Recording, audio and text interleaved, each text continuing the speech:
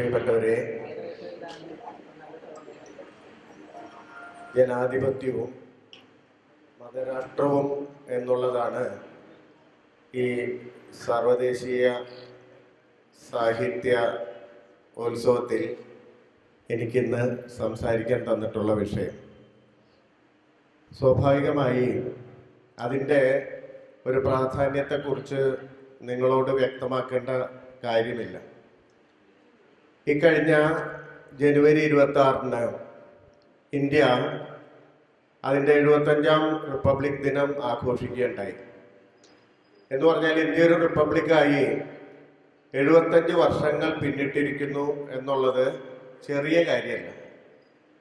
ഈ 75 വർഷം കൊണ്ട് സ്വാഭാവികമായി സ്വതന്ത്ര ഇന്ത്യയിലെ ഒരു പുതിയ സമൂഹ സങ്കല്പനം രൂപം കൊള്ളേണ്ട വേണ്ടത്ര കാലയളവായി എന്ന് നമുക്ക് മനസ്സിലാക്കാം. ഒരു 75 വർഷം എന്ന് പറയുന്നത് ചെറിയ കാലയളവല്ല. ഇന്ത്യയിലെ ഈ ഭരണഘടന മുന്നോട്ട് വെച്ചത് ഈ 1950 ജനുവരി 26-ന് പൂർണ്ണാർത്ഥത്തിൽ നിലവിൽ വന്ന ഇന്ത്യൻ ഭരണഘടന മുന്നിൽ വെച്ച് ചില സങ്കല്പനങ്ങളുണ്ട്. അത് പ്രധാനമായി അത് ജനാധിപത്യത്തിലും മതേതരത്വത്തിലും അതുപോലെ തന്നെ തുല്യാവകാശത്തിലും ഊന്നിയ ഒരു റിപ്പബ്ലിക്കാണ് ഇത് എന്നാണ്.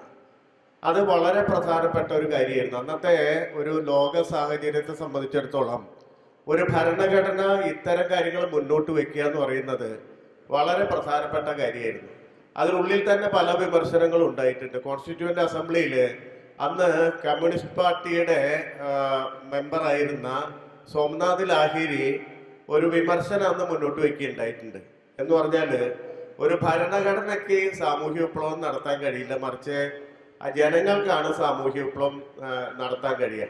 അതുകൊണ്ട് ജനങ്ങളുടെ ഒരു സാമൂഹ്യ വിപ്ലവ ശേഷിയെ ഒരു ഭരണഘടന ഏറ്റെടുത്താൽ അത് ഒരുപക്ഷെ അതിനെ നിർവീര്യവൽക്കരിക്കുക, ആ കാര്യങ്ങളെ നിർവീര്യവൽക്കരിക്കുകയാണ് ചെയ്യുക എന്ന് പറയുന്ന ഒരു വിമർശനം അന്ന് സോമനാഥ് ലാഹിരി മുന്നോട്ട് വയ്ക്കുന്നുണ്ട്. എന്ന് പറഞ്ഞാൽ ആ ഭരണഘടനയുടെ പ്രസക്തിയാണ് അത് കാണിക്കുന്നത്. എന്ന് പറഞ്ഞാൽ സാധാരണഗതിയിൽ ഒരു പൊളിറ്റിക്കൽ ഐഡിയോളജി, പൊളിറ്റിക്കൽ രാഷ്ട്രീയ പ്രത്യയശാസ്ത്രം മുന്നോട്ട് വെക്കേണ്ട പല ആശയങ്ങളും പല സങ്കല്പനങ്ങളും ഒരു ഭരണഘടന എന്നുള്ള നിലയിൽ അത് സ്വാംശീകരിക്കുന്നുണ്ട്.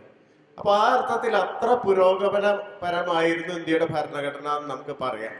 ആ ഭരണഘടനയ്ക്ക് കീഴിൽ 75 വർഷം പൂർത്തിയാക്കുമ്പോൾ നമ്മൾ ഒരു തരത്തിൽ അന്വേഷിക്കേണ്ടത് ഇതിനുള്ളിൽ പറഞ്ഞിട്ടുള്ള ഈ സങ്കല്പനങ്ങൾക്ക് അനുസരിച്ചിട്ടുള്ള ഒരു സമൂഹം രൂപപ്പെട്ടോ എന്നുള്ളതാണ് ഏറ്റവും പ്രധാനപ്പെട്ട പ്രശ്നം.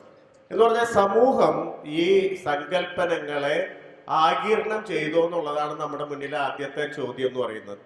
അപ്പൊ നമ്മൾ കാണുന്ന ചിത്രം എന്ന് പറയുന്നത് ജനുവരി 22-ന് ഒരു അയോധ്യയില് ഒരു രാമക്ഷേത്രം ഉയരുന്നു. ആ രാമക്ഷേത്രത്തിന്റെ പടികൾ കയറി ഒരു മൂന്നാംകിട സിനിമയില് ഈ പറയുന്ന ഒരു രാജാവിനെ പോലെ ഇന്ത്യയിലെ പ്രധാനമന്ത്രി അത് കയറിപ്പോകുന്ന ദൃശ്യമാണ് ഈ 75ാം വർഷത്തിൽ ഈ പറയുന്ന ഡെമോക്രസിയും മതേതരത്വവും അതുപോലെ തന്നെ തുല്യാവകാശമൊക്കെ പ്രദാനം ചെയ്യുന്ന ഒരു റിപ്പബ്ലിക്കിന്റെ 75ാം വർഷത്തിൽ നാം കാണുന്ന അല്ലെങ്കിൽ ഒരു സമൂഹം ഏറ്റവും കൂടുതൽ കാണുന്ന ഒരു ദൃശ്യം അതാണ്. ഇത് തന്നെ നമ്മുടെ ഒരു ചരിത്രത്തെ കാണിക്കുന്നുണ്ട്. നമ്മുടെ രാജ്യം എവിടെ നിൽക്കുന്നു എന്നുള്ളതിനെ കാണിക്കുന്നുണ്ട്. ഇന്ത്യയിലെ ഭരണഘടന ഉണ്ടാകുമ്പോൾ ആ സമയത്ത് സ്വതന്ത്രമായ ഒരുപാട് രാജ്യങ്ങളുണ്ട്. ഇപ്പോൾ ഉദാഹരണമായിട്ട് ഘാന ആ സമയത്താണ് സ്വതന്ത്രമാവുന്നത്. ആഫ്രിക്കയിലെ ഘാന എന്ന് പറയുന്ന രാജ്യം അപ്പോഴാണ് സ്വതന്ത്രമാവുന്നത്. കെനിയ ആ സമയത്താണ് സ്വതന്ത്രമാവുന്നത്. അതുപോലെ തന്നെ ഏഷ്യയിലെ പല രാജ്യങ്ങളും, സിലോൺ നമ്മുടെ തൊട്ടടുത്ത് കിടക്കുന്ന ശ്രീലങ്ക ആ സമയത്താണ് സ്വതന്ത്രമാവുന്നത്. അല്ലെങ്കിൽ മലേഷ്യ ആ സമയത്താണ് സ്വതന്ത്രമാവുന്നത്. ഇതെല്ലാം തന്നെ ബ്രിട്ടീഷ് ഭരണത്തിന് കീഴിൽ നിന്നാണ് സ്വാതന്ത്ര്യം നേടുന്നത്. ഘാന ആയിക്കൊള്ളട്ടെ, കെനിയ ആയിക്കൊള്ളട്ടെ, സിലോൺ ആയിക്കൊള്ളട്ടെ, മലേഷ്യ ആയിക്കൊള്ളട്ടെ, ഇന്ത്യയെ പോലെ തന്നെ ബ്രിട്ടീഷ് ആധിപത്യത്തിന് കീഴിലായിരുന്ന രാഷ്ട്രങ്ങളായിരുന്നു. ഇതില് ഇവയുടെയൊക്കെ ചരിത്രം നോക്കിക്കഴിഞ്ഞാൽ വളരെ രസകരമായ ഒരു കാര്യം കാണാൻ കഴിയും. ഈ രാജ്യങ്ങള് ഈ ബ്രിട്ടീഷുകാർ ആ രാജ്യങ്ങൾ വിട്ടുപോകുമ്പോൾ അവരോട് ആവശ്യപ്പെടുകയാണ് ഞങ്ങൾക്ക് ഒരു ഭരണഘടന ഉണ്ടാക്കി തരാൻ. എന്ന് പറഞ്ഞാല് ഇത്രയും കാലം തങ്ങളെ ഭരിച്ച, തങ്ങൾ ആർക്കെതിരെയാണോ സമരം ചെയ്തത് ആ ചൂഷകരോട് തന്നെയാണ് ആവശ്യപ്പെടുന്നത്, ഞങ്ങൾക്കൊരു ഭരണഘടന ഉണ്ടാക്കി തന്നിട്ട് പോകണം. ഞങ്ങള് ഇതുവരെ സമരം ചെയ്തിട്ടേ ഞങ്ങൾക്ക് പരിചയമുള്ളൂ, ഭരിച്ച് പരിചയമില്ല. അതുകൊണ്ട് ഭരിച്ച് പരിചയമുള്ള നിങ്ങൾ ഞങ്ങൾക്കൊരു ഭരണഘടന ഉണ്ടാക്കി തരണം എന്നാവശ്യപ്പെടുകയാണ്. അങ്ങനെ ഇംഗ്ലീഷുകാരാണ്, ബ്രിട്ടീഷുകാരാണ് ഈ രാജ്യങ്ങൾക്കൊക്കെ ആദ്യത്തെ ഭരണഘടന ഉണ്ടാക്കി കൊടുക്കുന്നത്. ഇനി അതേപോലെ തന്നെ ചില പ്രധാനപ്പെട്ട രാജ്യങ്ങളാണ്. ഒന്ന് പാകിസ്ഥാൻ ഉണ്ടാവുന്നുണ്ട് ഇന്ത്യക്കൊപ്പം തന്നെ. ഈ 47 പാകിസ്ഥാൻ ഉണ്ടാവുന്നുണ്ട്, 48 ഇസ്രായേൽ ഉണ്ടാവുന്നുണ്ട്. ഈ രണ്ട് രാഷ്ട്രങ്ങളുടെയും പ്രത്യേകത ഇത് രണ്ടും മതാധിഷ്ഠിത രാജ്യങ്ങളാണെന്നുള്ളതാണ്. ഇസ്ലാമിക രാജ്യമായിട്ടാണ് പാകിസ്ഥാൻ ജനിക്കുന്നത്. അതുപോലെ തന്നെ ജൂതരുടെ രാഷ്ട്രമായിട്ടാണ് ഇസ്രായേലിനെ കൺസീവ് ചെയ്യുന്നത്. ഈ രണ്ട് രാഷ്ട്രങ്ങളിലും നമ്മൾ വിചാരിക്കും ഭരണഘടന എളുപ്പത്തിൽ ഉണ്ടാക്കുക. കാരണം എന്താണ്? മതതത്വങ്ങൾ നേരെ കയറ്റി വെച്ചാൽ മതി, ഭരണഘടനയിലേക്ക് കയറ്റി വെച്ചാൽ മതി, വളരെ എളുപ്പത്തിൽ ഭരണഘടന ഉണ്ടാക്കാം എന്നാണ് നമ്മൾ നോക്കുമ്പോൾ വിചാരിക്കുക. പക്ഷേ പാകിസ്ഥാനിലും ഇസ്രായേലിലും കോൺസ്റ്റിറ്റ്യൂവന്റ് അസംബ്ലി, ഈ ഭരണഘടന നിർമ്മിക്കാനുള്ള ഈ നിയമനിർമ്മാണ സഭ പലവട്ടം പിരിഞ്ഞു പോവുകയാണ് ഉണ്ടായത്. അവർക്കൊരു കൺസെൻസസിലെത്താൻ, ഒരു സമ്മതിയിലെത്താൻ കഴിഞ്ഞില്ല. പകരം ഈ കോൺസ്റ്റിറ്റ്യൂവൻസ് അസംബ്ലി തന്നെ പിരിച്ചുവിടുകയാണ് ഉണ്ടായത്. അപ്പൊ അങ്ങനെ നോക്കുമ്പോഴാണ് ഇന്ത്യൻ ഭരണഘടനയുടെ പ്രത്യേകത നമുക്ക് മനസ്സിലാവുക. ഈ രാഷ്ട്രങ്ങളൊക്കെ തന്നെ ഇന്ത്യയെ പോലെ ഒരു സങ്കീർണമായ സമൂഹത്തെ ഉൾക്കൊള്ളുന്ന രാഷ്ട്രങ്ങളും അല്ല എന്നുള്ളതും നമ്മൾ മനസ്സിലാക്കണം. കാരണം ഇന്ത്യയിൽ ഒരു 500 കിലോമീറ്റർ നമ്മൾ സഞ്ചരിച്ചു കഴിഞ്ഞാൽ, ഏതെങ്കിലും വഴിയിൽ സഞ്ചരിച്ചു കഴിഞ്ഞാൽ ഭാഷ മാറും, വേഷം മാറും, ഭക്ഷണം മാറും, ആരാധനാ രീതി മാറും. അങ്ങനെ ബഹുസ്വരത നിലനിൽക്കുന്ന ഒരു പ്ലൂറലിസ്റ്റിക് സൊസൈറ്റി എന്ന് വിളിക്കാവുന്ന ഒരു സമൂഹ ഘടനയാണ് ഇന്ത്യക്കുള്ളത്. അതിനുള്ളില് ഈ വിവിധ ജനവിഭാഗങ്ങളെ പ്രതിനിധീകരിക്കുന്ന മനുഷ്യർ കൂടിയിരുന്ന് ഏതാണ്ട് 2 വർഷം 11 മാസം സമയം എടുത്തിട്ട് ഒരു ഭരണഘടന ഉണ്ടാക്കി. ആ ഭരണഘടന ഈ പറഞ്ഞ പോലെ ഒരു പക്ഷേ ലോകത്ത് അതുവരെ ഉണ്ടായിട്ടുള്ള ഏറ്റവും നല്ല ഭരണഘടനയെ അല്ലെങ്കിൽ സങ്കല്പനത്തെ ഉൾക്കൊള്ളുന്ന ഒന്നായിരുന്നു എന്നുള്ളതും വളരെ പ്രധാനപ്പെട്ട കാര്യം ആയി നമ്മൾ മനസ്സിലാക്കണം. എന്ന് പറഞ്ഞാല് ഈ ഭരണഘടനയാണ് യഥാർത്ഥത്തിൽ ഇന്ത്യയുടെ സ്വഭാവത്തെ നിർണയിക്കുന്ന, സ്വതന്ത്ര ഇന്ത്യയെ സ്വഭാവത്തെ നിർണയിക്കുന്ന ആദ്യത്തെ ഒരു രേഖ എന്ന് പറയുന്നത്. ആ ഭരണഘടനയിൽ നോക്കിക്കഴിഞ്ഞാൽ അറിയാം, അത് ഇന്ത്യയിലെ ഈ ബഹുസ്വര സ്വഭാവത്തെ പരമാവധി ഉൾക്കൊള്ളാൻ ശ്രമിച്ചിട്ടുണ്ട്. എന്ന് പറഞ്ഞാൽ ഒരിക്കലും ഒരു മതാധിഷ്ഠിത രാജ്യമായി ഇന്ത്യ മാറുന്നതിൻ്റെ അങ്ങനെ ഒരു വിദൂര ഭാവി സാധ്യത പോലും തടയത്തക്ക വിധത്തിലാണ് അതിന്റെ നിർമ്മാണം നടന്നിട്ടുള്ളത്. ഇപ്പോ ആളുകൾ പറയുന്നുണ്ട് സെക്യുലറിസം എന്ന് പറയുന്ന പദം അന്ന് ഉണ്ടായിരുന്നില്ല, പിൽക്കാലത്ത് ഇന്ദിരാഗാന്ധി കൂട്ടിച്ചേർത്തതാണ് എന്നൊക്കെ ഇപ്പോൾ വളരെ സജീവമായിട്ട് ചർച്ചയിൽ വരുന്നുണ്ട്. 77 ആണ് ഇന്ദിരാഗാന്ധി ഈ ഡെമോക്രസിയുടെ കൂടെ സെക്യുലറിസം എന്ന് പറയുന്ന ഒരു പദം കൂട്ടിച്ചേർത്തത് എന്നുള്ളതൊക്കെ ഇപ്പോൾ വാദത്തിന് വേണ്ടി ആളുകൾ പറയുന്നുണ്ട്. പക്ഷെ അങ്ങനെയൊന്നും അല്ല യഥാർത്ഥത്തിൽ ഈ കോൺസ്റ്റിറ്റ്യൂവന്റ് അസംബ്ലിയിലെ ചർച്ചയിൽ പ്രധാനപ്പെട്ട ഒരു കാര്യം സെക്യുലറിസം തന്നെയായിരുന്നു. സെക്യുലറിസം അന്ന് ഉൾപ്പെടുത്താതെ പോയതിന്റെ ഒരു പ്രധാനപ്പെട്ട കാര്യം, രാഷ്ട്രത്തിന് ഇന്ത്യയിലെ മതങ്ങളിൽ ഇടപെടേണ്ട ചില സാഹചര്യങ്ങൾ അന്നുണ്ടായിരുന്നു. എന്ന് പറഞ്ഞാല് ഇപ്പൊ ഹിന്ദു കോഡ് ബിൽ പോലെയുള്ള പല കാര്യങ്ങൾ എന്ന് പറഞ്ഞാല് ഇന്ത്യയിലെ ജനങ്ങളെ ആധുനികീകരിക്കുന്നതിന്, ആ മതത്തിന്റെ ഉള്ളിൽ ഒരു ആധുനികീകരണം നടത്തുന്നതിന്, ഏത് മതമായിക്കൊള്ളട്ടെ അതിൻ്റെ ഉള്ളില് ഒരു ആധുനികവൽക്കരണം നടത്തുന്നതിന് രാഷ്ട്രത്തിന് ഒരു സൊസൈറ്റിക്ക് അല്ലെങ്കിൽ ഒരു സ്റ്റേറ്റിന് ഇടപെടേണ്ടി വരും എന്ന് പറയുന്ന ചില സാധ്യതകൾ മുന്നിൽ കണ്ടുകൊണ്ടാണ് അന്ന് ഈ പറയുന്ന സെക്യുലറിസം എന്ന് പറയുന്ന പദം ഉപയോഗിക്കാതെ മാറ്റിവെച്ചത്. പക്ഷെ അതിന്റെ ഒരു അന്തർലീനമായിട്ട് ഈ സെക്യുലറിസം എന്ന പദം അവിടെ തന്നെ ഉണ്ടായിരുന്നു. ആ സങ്കല്പനം ഈ പറയുന്ന ഭരണഘടനയുടെ നിർമ്മാണത്തിൽ വലിയ പങ്ക് വഹിച്ചിട്ടുണ്ട്. അപ്പോ ഈ പറയുന്ന ഒരു ഭരണഘടന ഉണ്ടാവാൻ കാരണം ഇന്ത്യയില് ഒരു മതാധിഷ്ഠിത രാജ്യത്തിന് വേണ്ടിയുള്ള ശ്രമം അക്കാലത്ത് തന്നെ സജീവമായിരുന്നു എന്നുള്ളതാണ്. ഇന്ത്യയിലെ എല്ലാ ഗ്രേറ്റ് ലീഡേഴ്സും, പ്രധാനപ്പെട്ട നേതാക്കളും മുഴുവൻ അതിനെപ്പറ്റി ബോധവാന്മാരായിരുന്നു. കാരണം 46 മുതൽ 48 വരെ ഇന്ത്യയുടെ ചരിത്രം പ്രത്യേകമായി എടുത്തു നോക്കിയാലും പൊതുവെ ഇന്ത്യൻ ചരിത്രം 20-ാം നൂറ്റാണ്ട് മുതലുള്ള ഇന്ത്യൻ ചരിത്രം എടുത്തു നോക്കി കഴിഞ്ഞാലും ഒരു മതാധിഷ്ഠിത രാജ്യം കെട്ടിപ്പടുക്കാനുള്ള ശ്രമങ്ങൾ പല കോണിൽ നിന്നും നടന്നിരുന്നു. നമ്മളെ സംബന്ധിച്ചിടത്തോളം ഇത് അത്തരത്തിൽ ഇന്ത്യ ചരിത്രത്തെ പരിശോധിക്കാൻ മുതിർന്നിട്ടില്ല ഈ കാലം വരെ. എന്ന് പറഞ്ഞാല് ഇപ്പോ ഒരു മതാധിഷ്ഠിതമായിട്ടുള്ള ഒരു ഫാസിസം, മുൻനിർത്തിയുള്ള ഒരു ഫാസിസ്റ്റ് ഭരണം വളരെ വലിയ രീതിയിൽ നമ്മളെയൊക്കെ ചൂഴ്ന്ന് നിൽക്കുന്ന ഒരു ഘട്ടത്തിലാണ് നമ്മൾ അക്കാര്യത്തെ കുറിച്ച് ആലോചിക്കുന്നത്. എന്ന് പറഞ്ഞാല് ഇന്ത്യയിലെ പൊതുവെ സ്വാതന്ത്ര്യ സമര ചരിത്രത്തെ അല്ലെങ്കിൽ ഇന്ത്യയിൽ നടന്നിട്ടുള്ള ബ്രിട്ടീഷ് വിരുദ്ധ സമരങ്ങളെ മുഴുവൻ നമ്മൾ കണ്ടിട്ടുള്ള സ്വാതന്ത്ര്യ സമരമായിട്ടാണ്. അതുകൊണ്ട് നമ്മൾ 1857 തൊട്ടുള്ള എല്ലാ സ്ട്രഗിൾസിനെയും എല്ലാ സമരങ്ങളെയും ഈ സ്വാതന്ത്ര്യ സമര പോരാട്ടങ്ങളായി തന്നെ എണ്ണുകയും അതനുസരിച്ച് ഇന്ത്യ ചരിത്രം രൂപീകരിക്കുകയും ചെയ്തു. അതനുസരിച്ചിട്ടാണ് നമ്മൾ ക്ലാസ് മുറികളിലൊക്കെ ചരിത്രം പഠിപ്പിച്ചിട്ടുള്ളത്. അല്ലെങ്കിൽ ഈ ഒഫീഷ്യൽ ആയിട്ടുള്ള ഒരു ചരിത്ര നിർമ്മാണം എന്ന് പറയുന്നത് മുഴുവൻ അതിനെ ആസ്പദമാക്കിയിട്ടുള്ളതായിരുന്നു. എന്ന് പറഞ്ഞാൽ ബ്രിട്ടീഷുകാർക്കെതിരെ നിന്നോ ആര് നിന്നോ അവരൊക്കെ തന്നെ സ്വാതന്ത്ര്യ സമര പോരാളികളാണ് എന്ന ഒരു രീതിയിലാണ് നമ്മൾ ആ ചരിത്രത്തെ ചരിത്ര ദർശനം മുന്നോട്ട് വെച്ചിട്ടുള്ളത് ഇന്ത്യൻ സ്റ്റേറ്റ്. പക്ഷെ ഇന്ന് നമുക്ക് തിരിഞ്ഞു നോക്കി കഴിഞ്ഞാൽ അറിയാം, ഈ മൂടും കാർമുകിലിന്റെ അടിയിൽ നിന്ന് ഈ കുമാരനാശാൻ പറഞ്ഞ പോലെ കാല തിമിരം തരുന്ന പ്രദാനം ചെയ്യുന്ന ഒരു സ്ഥിതിവിശേഷത്തിൽ നിന്ന് നോക്കുമ്പോൾ നമുക്ക് മനസ്സിലാവും പല ബ്രിട്ടീഷ് വിരുദ്ധ പോരാട്ടങ്ങളും ഒരു മതാധിഷ്ഠിത രാജ്യത്തിന് വേണ്ടിയുള്ള ശ്രമങ്ങളായിരുന്നു എന്നുള്ളത് വളരെ വ്യക്തമായിട്ട് നമുക്ക് മനസ്സിലാവും. ഉദാഹരണമായിട്ട് ഈ മറാത്ത എന്ന് പറയുന്ന മഹാരാഷ്ട്ര ബോംബെ പ്രൊവിൻസിൽ പെടുന്ന സ്ഥലങ്ങളിൽ നിന്ന് ആണ് പ്രധാനമായിട്ട് ആദ്യത്തെ ഒരു സ്വാതന്ത്ര്യ സമര പ്രസ്ഥാനങ്ങൾ ഉണ്ടാവുന്നത്. അത് മുഴുവൻ സായുധ സമരത്തിന് ആഹ്വാനം ചെയ്യുന്നതായിരുന്നു. ഒരു ആയുധമെടുത്ത് ബ്രിട്ടീഷുകാരോട് പോരാടാൻ ആഹ്വാനം ചെയ്യുന്ന സമരങ്ങളായിരുന്നു. ഈ സമരങ്ങളൊക്കെ നോക്കിക്കഴിഞ്ഞാൽ അതിനൊപ്പം തന്നെ സായുധ സമരത്തോടടുത്ത് നിൽക്കുന്ന തീവ്രവാദം സ്വീകരിക്കുന്ന ധാരകൾ ഉണ്ടായിരുന്നു.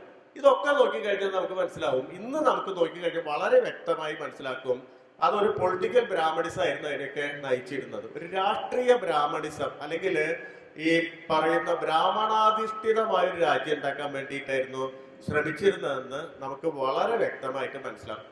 ഇപ്പൊ ഒരു ഉദാഹരണമായിട്ട് ഇപ്പം സാധാരണ ഈ നമ്മൾ പൊതുവെ പറയാറുള്ളത് ഈ ഇപ്പോ ഭരിക്കുന്ന ഭരണകൂടം ഒരു ഹിന്ദുത്വ ഫാസിസ്റ്റ് ഭരണകൂടത്തിന്റെ ഏറ്റവും വലിയ ഡ്രോബാക്കായിട്ട് നമ്മൾ എതിർ നിൽക്കുന്നവർ ചൂണ്ടിക്കാണിക്കുന്നതും അവർ ഇന്റേണലൈസ് ചെയ്തിട്ടുള്ളതുമായ ഒരു കാര്യം എന്ന് പറയുന്നത് സ്വാതന്ത്ര്യ സമര പ്രസ്ഥാനത്തിൽ അവരൊന്നും പങ്കെടുത്തിട്ടില്ല എന്നുള്ളതാണ്.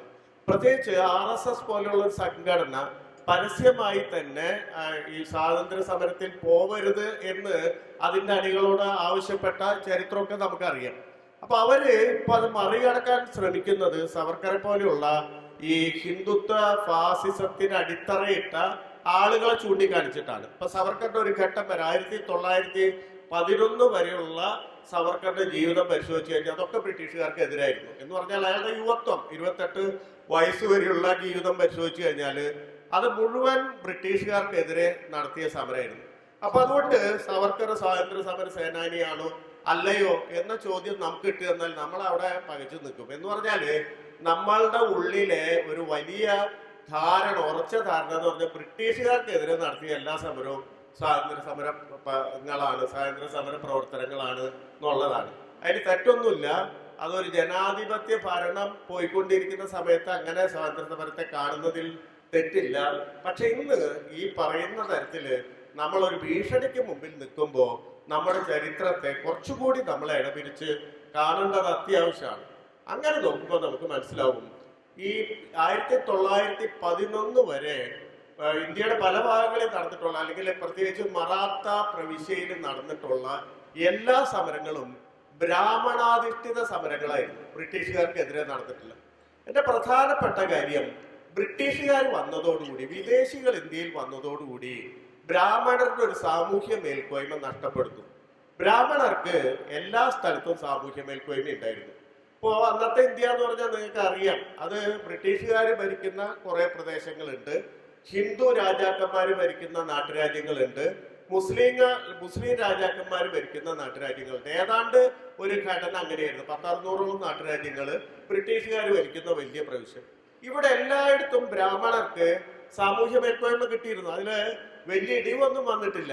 പക്ഷേ ബ്രാഹ്മണർ ഏറ്റവും മുകളിൽ, ഒരു പിരമിഡിന്റെ ഏറ്റവും മുകളിൽ നിന്നിരുന്ന എന്ന് പറഞ്ഞാല് ഈ സ്മൃതി ശ്രുതി പുരാണോക്ത എന്ന് പറയും. എന്ന് പറഞ്ഞാല് ബ്രാഹ്മണൻ ബ്രഹ്മാവിന്റെ മുഖത്ത് നിന്ന് ഉത്ഭവിച്ചതാണ് എന്ന് പറയുന്ന സ്മൃതികളുടെയും ശ്രുതികളുടെയും പുരാണങ്ങളുടെയും മുക്തികൾക്കനുസരിച്ചിട്ടുള്ള ഒരു സമൂഹഘടനയില് ഏറ്റവും മുകളിൽ നിൽക്കുന്ന വർഗം അവരായിരുന്നു.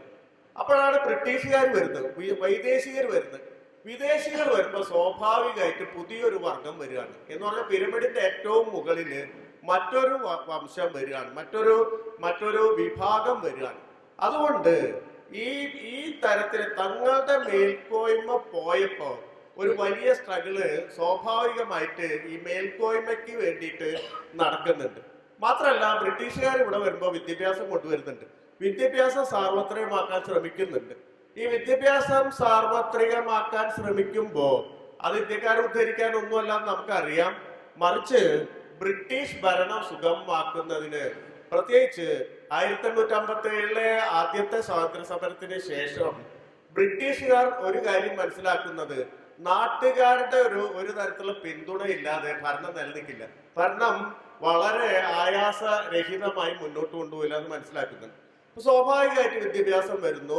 ഗുമസ്തരെ, ഇന്ത്യക്കാരെ ഗുമസ്തരാക്കുന്ന, ബ്രിട്ടീഷ് ഗുമസ്തരാക്കാനുള്ള ഒരു ചാനൽ എന്നുള്ള നിലയ്ക്ക്, പ്രത്യേകിച്ച് ബോംബെ പ്രസിഡൻസിയിലെ എൽഫിൻസ്റ്റൺ ഒക്കെ വന്നിട്ട് ഒരുപാട് സ്കൂളുകളൊക്കെ തുറക്കുന്നു, വിദ്യാലയങ്ങളൊക്കെ തുറക്കുന്നു. സ്വാഭാവികമായിട്ട് വിദ്യാലയങ്ങളിലും കയറി പറ്റുന്നത് ബ്രാഹ്മണര് തന്നെയാണ്. അങ്ങനെ വിദ്യാഭ്യാസം എന്ന് പറയുന്നത് വലിയ തരത്തിൽ മാറ്റം ഉണ്ടാക്കുന്നു. അവർ ഉദ്ദേശിച്ചതല്ല, ബ്രിട്ടീഷുകാർ ഗുമസ്തരെ സൃഷ്ടിക്കാനാണ് ഈ വിദ്യാഭ്യാസ സമ്പ്രദായം കൊണ്ടുവന്നതെങ്കിലും വിദ്യാഭ്യാസം എന്ന് പറയുന്നത് ആദ്യം ബ്രാഹ്മണർക്കാണ് സിദ്ധിച്ചിരുന്നെങ്കിലും പതുക്കെ അത് കിനിഞ്ഞിറങ്ങുകയും കീഴാളരുടെ ഇടയ്ക്കും വലിയ തരത്തിൽ ഈ ബ്രാഹ്മണാധിപത്യത്തെ, ജാതിഘടനയെ പൊളിക്കാനുള്ള ഒരു വലിയ ആയുധമാക്കി വിദ്യാഭ്യാസത്തിന് ഉപയോഗിക്കുകയും ചെയ്തു. എന്ന് പറഞ്ഞാൽ വലിയ സങ്കീർണമായ ഒരു സ്ഥിതിവിശേഷം ആ സമയത്ത് ഉണ്ടാവുന്നുണ്ട്. ബ്രിട്ടീഷുകാർ കൊളോണിയൽ ചൂഷകരാണ്, സംശയമൊന്നുമില്ല. മറ്റത് ബ്രാഹ്മണർ ഈ ജാതി വ്യവസ്ഥയെ ഉപയോഗിച്ചിട്ട് ചൂഷണം നടത്തിയിരുന്നവരാണ്, നൂറ്റാണ്ടുകളായി ചൂഷണം നടത്തിയിരുന്നവരാണ്. അപ്പൊ ഇവര് തമ്മിലുള്ള ഒരു കിടമത്സരത്തിലേക്കാണ് ഇത് പോകുന്നത്. അതിന്റെ പ്രധാനപ്പെട്ട കാരണം ഈ ബ്രാഹ്മണരിൽ ഒരു വിഭാഗം തന്നെ വിദ്യാഭ്യാസം കിട്ടുമ്പോൾ ഈ ബ്രാഹ്മണ്യത്തിനെതിരാവുന്നുണ്ട്, ബ്രാഹ്മണിസത്തിനെതിരാവുന്നുണ്ട്. ഈ ബ്രാഹ്മണിസം അങ്ങേയറ്റവും അന്ധവും ക്രൂരവും അതുപോലെ തന്നെ ചൂഷണത്തിൽ അധിഷ്ഠിതവുമായ ഒന്നാണെന്ന് അതിനുള്ളിൽ തന്നെ വലിയ വിമർശനം ഉണ്ടാവുന്നുണ്ട്. എന്ന് പറഞ്ഞാല് ഒരു തരത്തില് പുരോഗമനത്തിൻ്റെതായിട്ടുള്ള അംശങ്ങൾ അതിലുണ്ടാവുന്നുണ്ട്. മറാത്ത സൊസൈറ്റി നോക്കുകയാണെങ്കിൽ ഗോഖലെ പോലുള്ള ആൾക്കാര്, റാനഡെ പോലുള്ള ആൾക്കാര് മുഴുവൻ ഇത്തരത്തില് ഒരു പ്രോഗ്രസീവ് ആയിട്ടുള്ള നിലപാട് ബ്രാഹ്മണ്യത്തിനുള്ളിൽ തന്നെ എടുക്കുന്നുണ്ട് ഒരു ഭാഗത്ത്. മറുഭാഗത്ത് കീഴാളര്, മഹാത്മാ ഫൂലെ പോലുള്ള ആളുകളുടെ നേതൃത്വത്തില് ഈ കീഴാളരുടേതായിട്ടുള്ള ബ്രാഹ്മണ വിരുദ്ധ പ്രക്ഷോഭങ്ങൾ ഉണ്ടാവുന്നുണ്ട്. അപ്പൊ യാഥാസ്ഥിതിക ബ്രാഹ്മണ്യം യഥാർത്ഥത്തിൽ ഈ രണ്ട് തരത്തിലുള്ള പ്രക്ഷോഭങ്ങളുടെ ഇടയിൽപ്പെട്ട് ഞെരുങ്ങുന്നുണ്ട്. എന്ന് പറഞ്ഞാൽ ഒരു ഭാഗത്ത് അതിനുള്ളിൽ തന്നെ ഒരു പിളർപ്പുണ്ടാവുന്നു. ഈ ജാതിഘടന, ബ്രാഹ്മണ്യം എന്ന് പറയുന്നത് ഇത് ഉപേക്ഷിക്കപ്പെടേണ്ട ഒന്നാണെന്നുള്ള ബോധം അതിനുള്ളിൽ തന്നെ പരത്താൻ ഉപയോഗിക്കുന്നു. അങ്ങനെ ഒരു വിഭാഗം ബ്രാഹ്മണര് പ്രോഗ്രസീവ് ആവുന്നു, അത് അതിനുള്ളിൽ ഒരു പിളർപ്പുണ്ടാക്കുന്നു. മറുവശത്തെ കീഴാളര് ഈ ബ്രാഹ്മണ്യത്തിനെതിരെ മറ്റൊരു പടം നയിക്കുന്നു. അപ്പൊ യാഥാസ്ഥിതിക ബ്രാഹ്മണ്യത്തിന്റെ ഒരു പ്രശ്നം എന്താ വെച്ചാൽ സാമൂഹ്യ മേൽക്കോയ്മ പോയി ബ്രിട്ടീഷുകാർ വന്നപ്പോ അവിടെ ഒരു പ്രശ്നം വന്നു. ഇപ്പോ ഇന്റേണലായിട്ട് ഇവിടെയും ഒരു പ്രശ്നം വരികയാണ്. തങ്ങൾക്ക് മേൽക്കോയ്മയുള്ള ആ ഗണത്തിൽ തന്നെ വലിയ പ്രശ്നം വരും. അപ്പൊ ഇങ്ങനെ ഒരു അവസ്ഥയിലാണ് ഈ ബ്രിട്ടീഷുകാർക്കെതിരെ അവര് പടപൊരുതുന്നത്. പടപൊരുതുമ്പോ അവരുടെ മുന്നിൽ ഇപ്പം സ്വരാജ്യം എൻ്റെ ജന്മാവകാശമാണ്, സ്വാതന്ത്ര്യം എൻ്റെ ജന്മാവകാശമാണ് എന്നൊക്കെ പറയുന്ന വാചകങ്ങളിലെ ഈ സ്വരാജ്യം എന്ന് പറയുന്നത്, പ്രത്യേകിച്ച് തിലകിനെ പോലുള്ള ആളുകൾ പറയുമ്പോൾ ഈ സ്വരാജ്യം എന്ന് പറയുന്നത് ഒരു ആധുനികമായ ഒരു ഇന്ത്യൻ റിപ്പബ്ലിക് അല്ല. അത് പ്രധാനമായിട്ട് നമ്മൾ മനസ്സിലാക്കണം. അത് ബ്രാഹ്മണ കേന്ദ്രിതമായിട്ടുള്ള പഴയ സാമൂഹ്യ മേൽക്കോയ്മ തിരിച്ചു പിടിക്കുന്ന ആ ഒരു രാജ്യത്തെയാണ് സ്വരാജ്യം എന്ന് പലപ്പോഴും തിലകൊക്കെ ഉദ്ദേശിക്കുന്നത്. അപ്പൊ അതുകൊണ്ട് ഈ സ്വരാജ്യം എന്ന് പറയുന്ന ഒരു പരികല്പന വെച്ച് ബ്രിട്ടീഷുകാർക്കെതിരെ സമരം ചെയ്യുമ്പോൾ ബ്രിട്ടീഷുകാർ ഞങ്ങളെ തോൽപ്പിച്ചത് കൊണ്ട് അവർക്ക് അധികാരം കിട്ടി, തിരിച്ച് അവരെ തോൽപ്പിച്ചു കഴിഞ്ഞാല് ബ്രാഹ്മണാധികാരം സംജാതമാവും എന്ന് പറയുന്ന ഒറ്റ കാര്യം വെച്ചിട്ടാണ് ഇവർ പടപൊരുതുന്നത്. അപ്പൊ ഇതാണ് 1911 വരെ സവർക്കറും ചെയ്യുന്നത്. സവർക്കർ ഈ പടയ്ക്ക് പോകുന്നത് അത് വിവിധ തരത്തിലുള്ള ഇപ്പം ജീവചരിത്ര ഗ്രന്ഥങ്ങളൊക്കെ ധാരാളം വരുന്നുണ്ട്. ഒരു പുതിയ സവർക്കർ നിർമ്മിതി ഇങ്ങനെ നടന്നുകൊണ്ടിരിക്കുന്നുണ്ട്. സവർക്കർ തന്നെ തന്റെ ജീവചരിത്രം കളപ്പേരിലും എഴുതിയിട്ടുണ്ട്, സ്വന്തം പേരിലും എഴുതിയിട്ടുണ്ട്. അങ്ങനെ പലതരത്തിലുള്ള ജീവചരിത്രങ്ങളൊക്കെ വരുന്നുണ്ട്. ഇതിലൊക്കെ പൊതുവായിട്ടുള്ള ഒരു കാര്യം എന്ന് പറയുന്നത്, സവർക്കർ ബ്രിട്ടീഷുകാർക്കെതിരെ പടപൊരുതാൻ തീരുമാനിക്കുന്നത് സ്വന്തം കുടുംബക്ഷേത്രത്തില് അഷ്ടഭുജ ലക്ഷ്മി എന്ന് പറയുന്ന ഒരു ഹിന്ദു ഡെയിറ്റിക്ക് മുമ്പിൽ, ഒരു ഹിന്ദു വിഗ്രഹത്തിന് മുമ്പിൽ സത്യപ്രതിജ്ഞ ചെയ്തിട്ടാണ് സമരത്തിന് പോകുന്നത്. എന്ന് പറഞ്ഞാൽ അതിൽ നിന്ന് തന്നെ വളരെ സുവിദിതമാണ്. ഇത് ബ്രാഹ്മണാധികാരത്തിന് വേണ്ടിയുള്ള സമരമാണ്. അഷ്ടഭുജ ഭവാനിക്ക് മുന്നിൽ സത്യപ്രതിജ്ഞ ചെയ്യുമ്പോൾ ശത്രു മാർത്ത എന്നാണ് പറയുന്നത്. ശത്രുവിനെ കൊന്ന് തള്ളും വരെ ഞാൻ പടപൊരുതെന്ന് പറഞ്ഞിട്ടാണ് ഈ സമരത്തിലേക്ക് അദ്ദേഹം പോകുന്നത്. അങ്ങനെയാണ് ആദ്യത്തെ ഈ ബ്രാഹ്മണ പ്രസ്ഥാനങ്ങളൊക്കെ ഉണ്ടാക്കുന്നത്. ബ്രാഹ്മണ രഹസ്യ പ്രസ്ഥാനങ്ങൾ. മിത്രമേള എന്ന് പറയുന്ന ഒരു പ്രസ്ഥാനം 1900 ഉണ്ടാക്കുന്നുണ്ട്. 1904 അഭിനവ് ഭാരത് എന്ന് പറഞ്ഞ് അതിനെ മാറ്റുന്നുണ്ട്, പുതിയൊരു പ്രസ്ഥാനമാക്കി മാറ്റുന്നുണ്ട്. ഈ അഭിനവ് ഭാരതാണ് യഥാർത്ഥത്തിൽ ബ്രിട്ടീഷുകാർക്കെതിരെ ആക്ഷനുകൾ നടത്തുന്നത്. നാസിക് ജില്ലാ കളക്ടറെ കൊല്ലുന്നുണ്ട് ഈ 1909. അവിടെ ഒരു 19 വയസ്സുള്ള അനന്ത് കൻഹാരി എന്ന് പറയുന്ന ഒരു ചിത്പാവൻ ബ്രാഹ്മണ യുവാവ് AMT ജാക്സൺ എന്ന് പറയുന്ന ആർതർ പേസൺ ടിപ്പറ്റ്സ് ജാക്സൺ എന്ന് പറയുന്ന നാസിക് ജില്ലാ കളക്ടറെ വെടിവെച്ച് കൊല്ലുന്നുണ്ട്. ആ വെടിവെച്ച് കൊന്നിട്ട് ഇയാളെ പിടിക്കും, ഇയാളെ തൂക്കിലേറ്റും. അതിന്റെ ഗൂഢാലോചന അന്വേഷിക്കുമ്പോഴാണ് സവർക്കർ പോലീസ് പിടിയിലാവുന്നത്, ബ്രിട്ടീഷ് പിടിയിലാവുന്നത്. സവർക്കർ അന്ന് അവിടെ ഇല്ല, ലണ്ടനിലാണ്, ബാരിസ്റ്റർഷിപ്പ് പഠിക്കാൻ പോയിരിക്കുകയാണ്. പക്ഷെ ലണ്ടനിൽ നിന്ന് ഇറക്കുമതി ചെയ്ത പിസ്റ്റൾ ഉപയോഗിച്ചിട്ടാണ് ഈ കൻഹാരെ ഈ കളക്ടറെ വെടിവെച്ച് കൊന്നതെന്ന് മനസ്സിലാക്കുകയും അങ്ങനെയാണ് ജയിലിലാവുന്നത്. ഈ ജയിലിലാവുന്ന ഘട്ടം വരെ സവർക്കർ ബ്രിട്ടീഷ് വിരുദ്ധനാണ്, യാതൊരു സംശയവും ഇല്ല. അത് വളരെ കൃത്യമായ ചരിത്രമാണ്. പക്ഷെ ഈ ബ്രിട്ടീഷ് വിരുദ്ധത എന്ന് പറയുന്നത് മേൽക്കോയ്മയ്ക്ക് വേണ്ടിയുള്ള സമരമാണ്. എന്ന് പറഞ്ഞാൽ ബ്രാഹ്മണ മേൽക്കോയ്മ നിലനിർത്താനുള്ള സമരമാണ്. തങ്ങൾക്ക് മുകളിൽ ഒരു പുതിയ വർഗം വന്നപ്പോ അവരെ എതിർത്ത് തങ്ങളുടെ മേൽക്കോയ്മ നിലനിർത്താൻ വേണ്ടിയിട്ടാണ് ഈ സമരങ്ങൾ മുഴുവൻ നടത്തുന്നത്.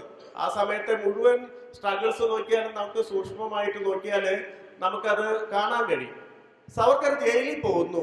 ജയിലിൽ പോയപ്പോഴാണ് വലിയ ഈ പറഞ്ഞ പോലെ 50 വർഷത്തെ തടവ് ശിക്ഷയ്ക്കാണ് വിധിക്കുന്നത്. ഈ 50 വർഷത്തെ തടവ് ശിക്ഷയായിട്ട് ആൻഡമാനിൽ പോകുന്നു. ആൻഡമാനിലെ സെല്ലുലാർ ജയിലിൽ പോകുന്നു. അവിടെ വെച്ച് ആണ് മാപ്പ് എഴുതി കൊടുക്കുന്നത്. നമുക്കറിയാം, അത് 7 മാപ്പ് അദ്ദേഹം കൊടുക്കുന്നുണ്ട്. 7 മാപ്പപേക്ഷകൾ കൊടുക്കുന്നുണ്ട്. ഇതിന്റെ ഒക്കെ അവസാനം ആണ് ഇദ്ദേഹത്തെ റിലീസ് ചെയ്യാൻ തീരുമാനിക്കുന്നത്. ഈ 7 മാപ്പപേക്ഷകളും തുടർച്ചയായിട്ട് പറയുന്ന ഒരു കാര്യം, ഞാൻ ബ്രിട്ടീഷ് വിരുദ്ധത ഉപേക്ഷിക്കുകയാണ്. ഞാൻ ബ്രിട്ടീഷ് വിരുദ്ധത ഉപേക്ഷിക്കുകയാണെന്ന് മാത്രമല്ല, എന്റെ കൂടെ ഈ ബ്രിട്ടീഷുകാർക്കെതിരെ സമരത്തിന് വന്ന എല്ലാ മനുഷ്യരെയും ഞാൻ ബ്രിട്ടീഷ് കോൺസ്റ്റിറ്റ്യൂഷന്റെ, ബ്രിട്ടീഷ് ഭരണഘടനയുടെ നിയമവ്യവസ്ഥയ്ക്കുള്ളിലേക്ക് കൊണ്ടുവരാം എന്നാണ് ആവശ്യപ്പെടുന്നത്. ഈ ആവശ്യപ്പെടുന്നത് പലപ്പോഴും ഇപ്പൊ പറയുന്നത് തന്ത്രമായിരുന്നു, ടാക്ടിക്സ് ആയിരുന്നു, സവർക്കറുടെ ഒരു രക്ഷപ്പെടാനുള്ള തന്ത്രമായിരുന്നു എന്നൊക്കെയാണ്. ഇത് ഒരു തന്ത്രമല്ല. കാരണം പിന്നീട് സവർക്കർ ബ്രിട്ടീഷുകാർക്കെതിരെ തിരിഞ്ഞിട്ടില്ല. മാത്രമല്ല, 24-നാണ് അദ്ദേഹം സ്വതന്ത്രമാവുന്നത്. 1911 ജയിലിൽ പോകുന്നു. 24-ലാണ് ജയിൽ വിമുക്തനാവുന്നത്. ഈ 23 അതിനൊരു വർഷം മുമ്പാണ് ഈ ഹിന്ദുത്വം എന്ന് പറയുന്ന ഈ ഇപ്പോഴത്തെ ഹിന്ദുത്വ ഫാസിസത്തിന്റെ ഒരു മാനിഫെസ്റ്റോ എന്ന് പറയുന്ന ഈ പുസ്തകം പുറത്തിറക്കുന്നത്. 55 പേജുള്ള പുസ്തകം പുറത്തിറക്കുന്നത്, ഈ എസെൻഷ്യൽസ് ഓഫ് ഹിന്ദുത്വ എന്നുള്ള പേരിൽ പുറത്തിറക്കുന്നത്. അപ്പൊ ഈ പുസ്തകം പുറത്തിറങ്ങുന്നത് വരെ ബ്രാഹ്മണ മേൽക്കോയ്മ സമരം ചെയ്ത ബ്രിട്ടീഷുകാരോടായിരുന്നു. ഈ സമരം വഴി, സായുധ സമരം വഴി ഇവരെ മാറ്റി നിർത്തിയിട്ട് തങ്ങളുടെ മേൽക്കോയ്മ സ്ഥാപിക്കാന്നായിരുന്നു വിചാരിച്ചിരുന്നത്. ഇപ്പൊ നമ്മുടെ ഈ മതാധിഷ്ഠിത രാജ്യത്തിന്റെ അതിനെ പറ്റിയുള്ള ആദ്യത്തെ ദർശനം ശരിക്കും ഈ സായുധ സമരധാരികളാണ് മുന്നോട്ട് വെക്കുന്നത്. ബംഗാളിലും ഇതേപോലെ തന്നെ ഈ സായുധ സമരങ്ങൾ നടക്കുന്നുണ്ട്. ഭഗത് സിംഗിന്റെ ഈ പഞ്ചാബ് വിപ്ലവകാരികൾ മാത്രമാണ് യഥാർത്ഥത്തില് മറ്റൊരു തരത്തില് ഒരു പുതിയ റിപ്പബ്ലിക്കിന് വേണ്ടി സായുധ സമരം ഏറ്റെടുക്കുന്ന ആളുകൾ. മറ്റെല്ലാ കാലത്തുണ്ടായിരുന്ന സായുധ സമരങ്ങൾ നോക്കിക്കഴിഞ്ഞാൽ നമുക്ക് മനസ്സിലാവും, അതൊക്കെ തന്നെ ബ്രാഹ്മണിസ്റ്റ് പ്രസ്ഥാനങ്ങളായിരുന്നു. ബ്രാഹ്മണികമായിട്ടുള്ള മേൽക്കോയ്മ നിലനിർത്താൻ വേണ്ടിയുള്ള സമരങ്ങളായിരുന്നു.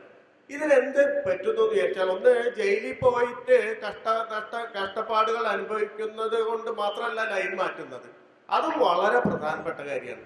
ഇതിന് ഈ പറയുന്ന ബ്രിട്ടീഷ് അനുകൂലികളായി മാറുന്നതിന്റെ പ്രധാനപ്പെട്ട കാര്യം, അതുവരെ സ്വാതന്ത്ര്യ സമരത്തിന്റെ ഈ തലപ്പത്ത് നിന്നിരുന്ന, സ്വാതന്ത്ര്യ സമരം വിത്തിൻ കോഡ്സ്, നമ്മൾ നേരത്തെ പറഞ്ഞ ഈ ബ്രാഹ്മണരുടെ സമരത്തിന്റെ നേതൃത്വത്തിൽ നിന്നിരുന്ന മുഴുവൻ ബ്രാഹ്മണരായിരുന്നെങ്കിൽ ഇതിനിടയിൽ ഈ 11-നും ഈ പറയുന്ന 24-നും ഇടയ്ക്ക് ഗാന്ധിയുടെ രംഗപ്രവേശം ഉണ്ടാവുന്നു. ഗാന്ധി ദക്ഷിണാഫ്രിക്കയിൽ നിന്ന് വരുന്നു.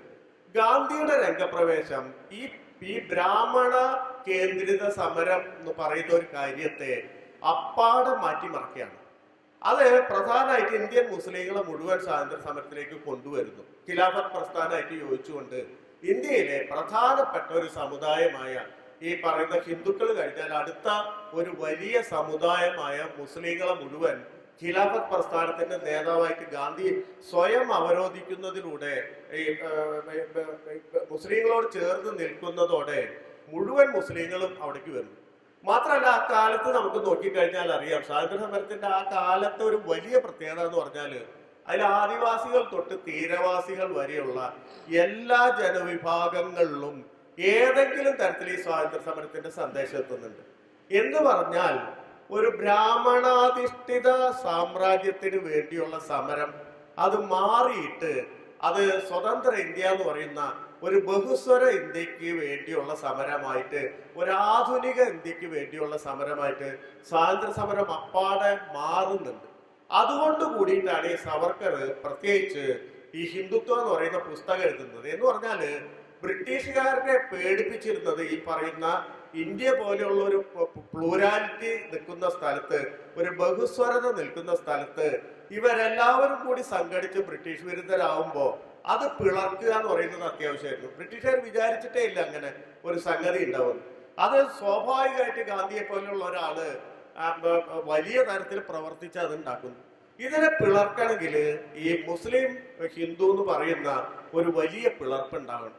ആ പിളർപ്പ് ഉണ്ടായാൽ മാത്രമേ മതാധിഷ്ഠിത രാജ്യത്തിന് പോലും നിലനിൽക്കാം, ആ സങ്കല്പനത്തിന് മുന്നോട്ട് പോകാൻ പറ്റുള്ളൂ. അല്ലെങ്കിൽ അത് മുന്നോട്ട് പോവില്ല.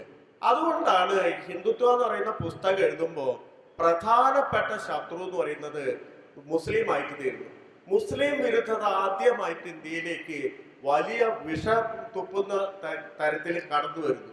ആ ചരിത്രമാണ് യഥാർത്ഥത്തിൽ ഈ പറയുന്ന ബ്രിട്ടീഷുകാര് അവരുടെ ചരിത്രത്തില് മുസ്ലിം ഇന്ത്യ, ഹിന്ദു ഇന്ത്യ എന്നൊക്കെ വിഭജിച്ചിട്ടുള്ള ആ വിഭജനങ്ങളെ തന്നെ ഉപയോഗിച്ച് ഈ പറയുന്ന പുതിയ ബ്രാഹ്മണികമായിട്ടുള്ള ഇടപെടല് അല്ലെങ്കിൽ മതാധിഷ്ഠിത രാജ്യത്തിന് വേണ്ടിയുള്ള ആ ചരിത്രത്തിന്റെ 2ാം ഘട്ടത്തില് അത് ഭീകരമായിട്ടുള്ള മുസ്ലിം വിരോധമായിട്ടാണ് വരുന്നത്.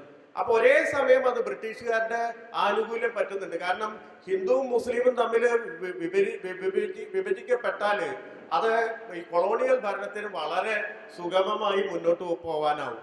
രണ്ടാമത് ഒരു ഹിന്ദു കൺസോൾട്ടേഷൻ എന്ന് പറയുന്ന അതിന്റെ ഒരു ജാതിഘടന മൂലം ഹിന്ദുവിനെ ഏതെങ്കിലും തരത്തിൽ കൺസോൾട്ടേറ്റ് ചെയ്യിക്കണമെങ്കിൽ ഇത് പലരും ശ്രമിക്കുന്നുണ്ട്. ഹിന്ദു കൺസോൾട്ടേഷന് വേണ്ടി ഹിന്ദു സംഘടന മൂവ്മെന്റ് എന്ന് പറയുന്ന മൂവ്മെന്റുകൾ ഇഷ്ടംപോലെ ഉണ്ടാവുന്നുണ്ട്.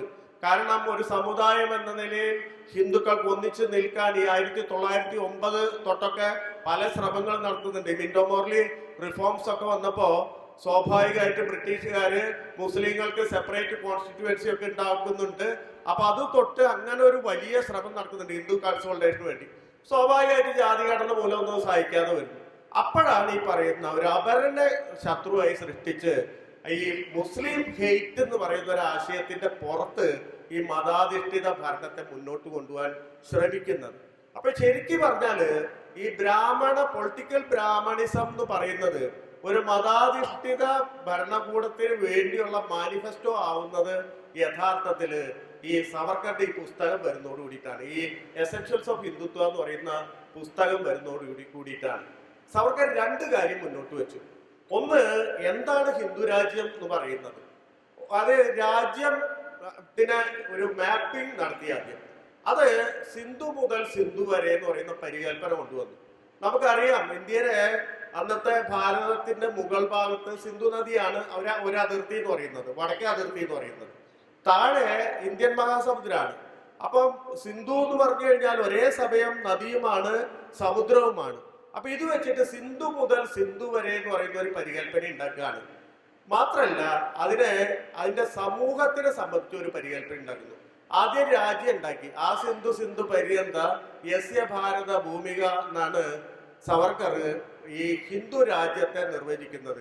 ആ സിന്ധു പര്യന്ത, ഇതാണ് സിന്ധു മുതൽ സിന്ധു വരെയുള്ള ആ സ്ഥലമാണ് യസ്യ ഭാരത ഭൂമിക. ഭാരത ഭൂമിക എന്ന് പറഞ്ഞാൽ അതാണ്. എന്ന് പറഞ്ഞാൽ ഇത് നിർവചിക്കുന്നത് ഈ 23 പുസ്തകമാണ്. അല്ലാതെ വേറൊരു പുരാണത്തിൽ നിങ്ങൾക്ക് കാണാൻ പറ്റില്ല. ഒരു പഴയ പുസ്തകങ്ങൾ എന്ന് പറയുന്ന ഒന്നിലും നിങ്ങൾക്ക് കാണാൻ പറ്റില്ല. മറിച്ച് ഈ പുസ്തകമാണ് മുന്നോട്ട് വെക്കുന്നത്. ഈ ആ സിന്ധു പര്യന്ത യസ്യ ഭാരത ഭൂമിക. സംസ്കൃതത്തിൽ പറഞ്ഞു കഴിഞ്ഞാല് അതിന് പഴക്കം തോന്നുന്നുള്ളത് കൊണ്ട് ഈ നിർവചനവും ഇംഗ്ലീഷിൽ എഴുതിയ പുസ്തകമാണ് ഈ എസെൻഷ്യൽസ് ഓഫ് ഹിന്ദുത്വം. പക്ഷെ നിർവചനം നടത്തുന്നത് സംസ്കൃതത്തിലാണെന്ന് ഓർക്കണം. ഇത് വെക്കുകയാണ്. രണ്ടാമത് പൗരത്വത്തെ സംബന്ധിച്ച ഒരു ആശയം വെക്കുന്നു. എന്ന് പറഞ്ഞാൽ ഇത് ഹിന്ദു ഭൂമിക ഇതാണെന്ന് നിർവചിച്ചു. ഇനി അതിൽ ആരായിരിക്കണം പൗരന്മാരെന്നുള്ള സംഗതി കൊണ്ടുവരുന്നു. പൗരത്വത്തിന് അദ്ദേഹം വെക്കുന്ന 2 മാനദണ്ഡങ്ങള് ഈ ഭാരത ഭൂമിക സിന്ധു മുതൽ സിന്ധു വരെയുള്ള ഭൂമികയിൽ ജനിച്ച ആൾക്കാർ എന്ന് പറഞ്ഞാൽ അത് പിതൃഭൂമിയായിരിക്കണം. അതൊരു കൺസെപ്റ്റ്. അത് ആ സമയത്ത് ഒരു സാധാരണ കൺസെപ്റ്റാണ്. പൗരത്വം ഏത് രാജ്യത്താണോ പൗരത്വം എന്നുള്ളത് ഒന്നുകിൽ ഫാദർലാൻഡ് മദർലാൻഡ്, ഇങ്ങനെ 2 പദത്തിൽ നമുക്ക് പറയാം. എന്ന് പറഞ്ഞാൽ നമ്മുടെ ആൻസസ്റ്റേഴ്സ് അവിടെ ജീവിച്ചിരുന്നവരായിരിക്കണം. കുഴപ്പമില്ല, അത് ആധുനികമായിട്ടുള്ള പൗരത്വ സങ്കല്പത്തോട് ചേരുന്നതല്ലെങ്കിലും അന്നത്തെ പൗരസങ്കല്പത്തോട് ചേർന്ന് പോകുന്നതാണ്. അതിൽ കുഴപ്പമില്ല. രണ്ടാമതൊരു കണ്ടീഷൻ കൊണ്ടുവന്നു. രണ്ടാമത്തെ കണ്ടീഷൻ ഈ സ്ഥലം പുണ്യഭൂമിയായിരിക്കണം എന്ന് പറയുന്ന കണ്ടീഷൻ കൊണ്ടുവരികയാണ്. പിതൃഭൂമി ആയാൽ മാത്രം പോരാ, അത് പുണ്യഭൂമി കൂടിയാവണം. ആ കണ്ടീഷനാണ് ശരിക്കും പറഞ്ഞാൽ മുസ്ലിങ്ങൾ മുഴുവൻ പുറന്തള്ളാനുള്ള ഒരു കണ്ടീഷൻ. എന്ന് പറഞ്ഞാല് ഒരു മുസ്ലിം കുടുംബം തലമുറയായിട്ട് ഇവിടെ ജീവിച്ചിരുന്നാലും അതിലേറ്റവും ഇളയ അംഗത്തെ വിളിച്ച് നമ്മൾ ചോദിക്കുകയാണ്, നിങ്ങളുടെ പുണ്യഭൂമി ഏതാണ് എന്ന് ചോദിച്ചാൽ മെക്കയാണ് മദീനയാണെന്ന് ഉത്തരം പറഞ്ഞാൽ പൗരത്വമില്ല, പുറത്താക്കും. ഒരു ക്രിസ്ത്യൻ കുടുംബത്തെ വിളിച്ചിട്ട്, ക്രിസ്ത്യൻ കുടുംബത്തിലെ ഒരു അംഗത്തെ വിളിച്ചിട്ട് അവരോട് ചോദിക്കുകയാണ്, നിങ്ങളുടെ പുണ്യഭൂമി ഏതാണ് എന്ന് ചോദിക്കുകയാണ്. വത്തിക്കാനാണ് അല്ലെങ്കിൽ യെരുശലേമാണ് ബത്ലഹേമാണെന്നൊക്കെ പറഞ്ഞാൽ അവരെ പുറത്താക്കി. ഇങ്ങനെ ഒരു സങ്കല്പമാണ് ഈ എസെൻഷ്യൽസ് ഓഫ് ഹിന്ദുത്വയില് ഈ മതാധിഷ്ഠിത റിപ്പബ്ലിക് സ്ഥാപിക്കുന്നതിന് വേണ്ടി സവർക്കർ കൊണ്ടുവരുന്നത്. ആ സിന്ധു പര്യന്ത യസ്യ ഭാരത ഭൂമിക പിതൃഭൂ പുണ്യഭൂശ്ചൈവ സാവൈ ഹിന്ദു ഋതുസ്മൃത എന്ന് പറയുന്ന ഈ ശ്ലോകം വഴിയാണ് അത് വരുന്നത്. ഈ ശ്ലോകം ഇപ്പൊ പലരും ഉദ്ധരിക്കുന്നത് ഏതോ ഉപനിഷത്തിൽ നിന്ന് എടുത്ത പോലെയൊക്കെയാണ് ഉദ്ധരിക്കുന്നത്. സവർക്കർ എഴുതിയ ശ്ലോകമാണ്, സവർക്കർ ഉണ്ടാക്കിയ ഡെഫിനേഷനാണ്. ഇത് ആ കാലത്ത് വലിയ തരത്തിൽ പ്രചരിപ്പിക്കപ്പെടുകയാണ്. RSS ഈ പുസ്തകത്തിന്റെ അടിസ്ഥാനത്തിലാണ് രൂപം കൊള്ളുന്നത്. 1925 രൂപം കൊള്ളുന്നത്. 23 ഇറങ്ങിയ ഈ പുസ്തകത്തിന്റെ ഈ തത്വത്തെ ആസ്പദമാക്കിയിട്ടാണ്. ഈ പറയുന്ന പിതൃഭൂ എന്ന് പറയുന്ന 2 സങ്കല്പനങ്ങളെ പിടിച്ചുകൊണ്ടാണ് RSS ഉണ്ടാക്കുന്നത്. RSSന്റെ ഇന്ന് പറയുന്ന ഈ പുതിയ അവരുടെ ഒരു ഗീതം ഉണ്ടല്ലോ, ശാഖകൾ ആലപിക്കുന്നത്, അതിനു മുമ്പ് ആലപിച്ചിരുന്ന ഗാനം പോലും ഇതായിരുന്നു എന്നാണ് പല പണ്ഡിതന്മാരും അവകാശപ്പെടുന്നത്. ആ സമയത്ത് 25കളിൽ ഇതായിരുന്നു അവരുടെ ഗണഗീതം എന്നാണ് പറയുന്നത്. എന്ന് പറഞ്ഞാൽ ഈ സങ്കല്പം യഥാർത്ഥത്തിൽ ഒന്ന് ആലോചിച്ച് നോക്കാം. ലോകത്തിൽ എവിടെങ്കിലും അപ്ലൈ ചെയ്യാൻ പറ്റും. ഇന്ത്യ പോട്ടെ, ഇന്ത്യയില് ഇത് പറയുമ്പോൾ പെട്ടെന്ന് ഒരു ഹിന്ദു മണ്ഡലത്തിന് രൂപം കൊണ്ടുവരുന്ന ഒരു ഹിന്ദു മണ്ഡലത്തിന് വളരെ പെട്ടെന്ന് സംശയിക്കാൻ തോന്നും. കാരണം ഈ ഹിന്ദു മണ്ഡലത്തിന്റെ മുകൾ ഭാഗത്ത് നിൽക്കുന്നത് ബ്രാഹ്മണരാണ് അല്ലെങ്കിൽ സവർണരാണ്. അവരെ സംബന്ധിച്ചിടത്തോളം മേൽക്കോയ്മ കിട്ടിക്കൊണ്ടിരുന്നവരാണ്. ആ മേൽക്കോയ്മ ഒരു രാഷ്ട്രമണ്ഡലത്തിലേക്ക് പരിവർത്തിക്കുക എന്ന് പറയുന്നത് വളരെ പ്രധാനപ്പെട്ട ഒരു കാര്യമായിട്ട് അവർക്ക് തോന്നും. അതൊന്ന്. അതുപോലെ തന്നെ ഈ പറയുന്നത് മുസ്ലിം വിരുദ്ധത എന്ന് പറയുന്ന ഒരു ആശയം അതിൻ്റെ ഉള്ളിൽ വരുമ്പോൾ സ്വാഭാവികമായിട്ട് ഒരു ശത്രു വരുന്നു, നേരിടാൻ ഒരു ശത്രു ഉണ്ടാവുന്നു. അത് ഹിന്ദു രാഷ്ട്രത്തെ പ്രചോദിപ്പിക്കുന്ന ഒരു ഘടകവുമാണ്. പക്ഷെ നമ്മൾ അന്ന് ഈ ക്വസ്റ്റ്യൻ ഈ സംഗതി വെക്കുമ്പോൾ നമ്മൾ ആലോചിക്കേണ്ടത് ഏത് രാജ്യത്താണ് ഇത് പ്രാവർത്തികമാക്കുക. ഇപ്പൊ ഒരു പിൽക്കാലത്ത് ഉണ്ടായ പാകിസ്ഥാൻ എന്ന് പറയുന്ന ഒരു രാജ്യം എടുത്തു നോക്കുക. പാകിസ്ഥാനില് അത് മുസ്ലിം രാജ്യമാണ്, ഇസ്ലാമിക രാജ്യമാണ്. പാകിസ്ഥാനിൽ അപ്ലൈ ചെയ്യാൻ പറ്റുമോ ഈ തീരം? കാരണം പാകിസ്ഥാനിലുള്ള മുസ്ലിമിനും പാകിസ്ഥാനല്ല പുണ്യഭൂമി, മക്കയും മദീനയാണ്. ഒക്കെ പുറത്താക്കേണ്ടി വരില്ല, അവിടുന്ന് പൗരത്വം കൊടുക്കാൻ പറ്റുമോ? അല്ലെങ്കിൽ ഈ യൂറോപ്പിലെ ക്രിസ്ത്യൻ രാഷ്ട്രങ്ങൾ എടുത്തു നോക്കുക, അവിടെ നമുക്ക് അപ്ലൈ ചെയ്യാൻ പറ്റുമോ? ഇവര് മുഴുവൻ പുണ്യഭൂമി അവിടെയല്ലല്ലോ. അപ്പൊ അങ്ങനെ അത്ര അപ്സൈഡ് ആയിട്ടുള്ള ഒരു സങ്കല്പത്തിന് പുറത്താണ് യഥാർത്ഥത്തില് ഈ മതരാഷ്ട്രവാദം എന്ന് പറയുന്നത് കെട്ടിപ്പൊക്കിയിട്ടുള്ളത്.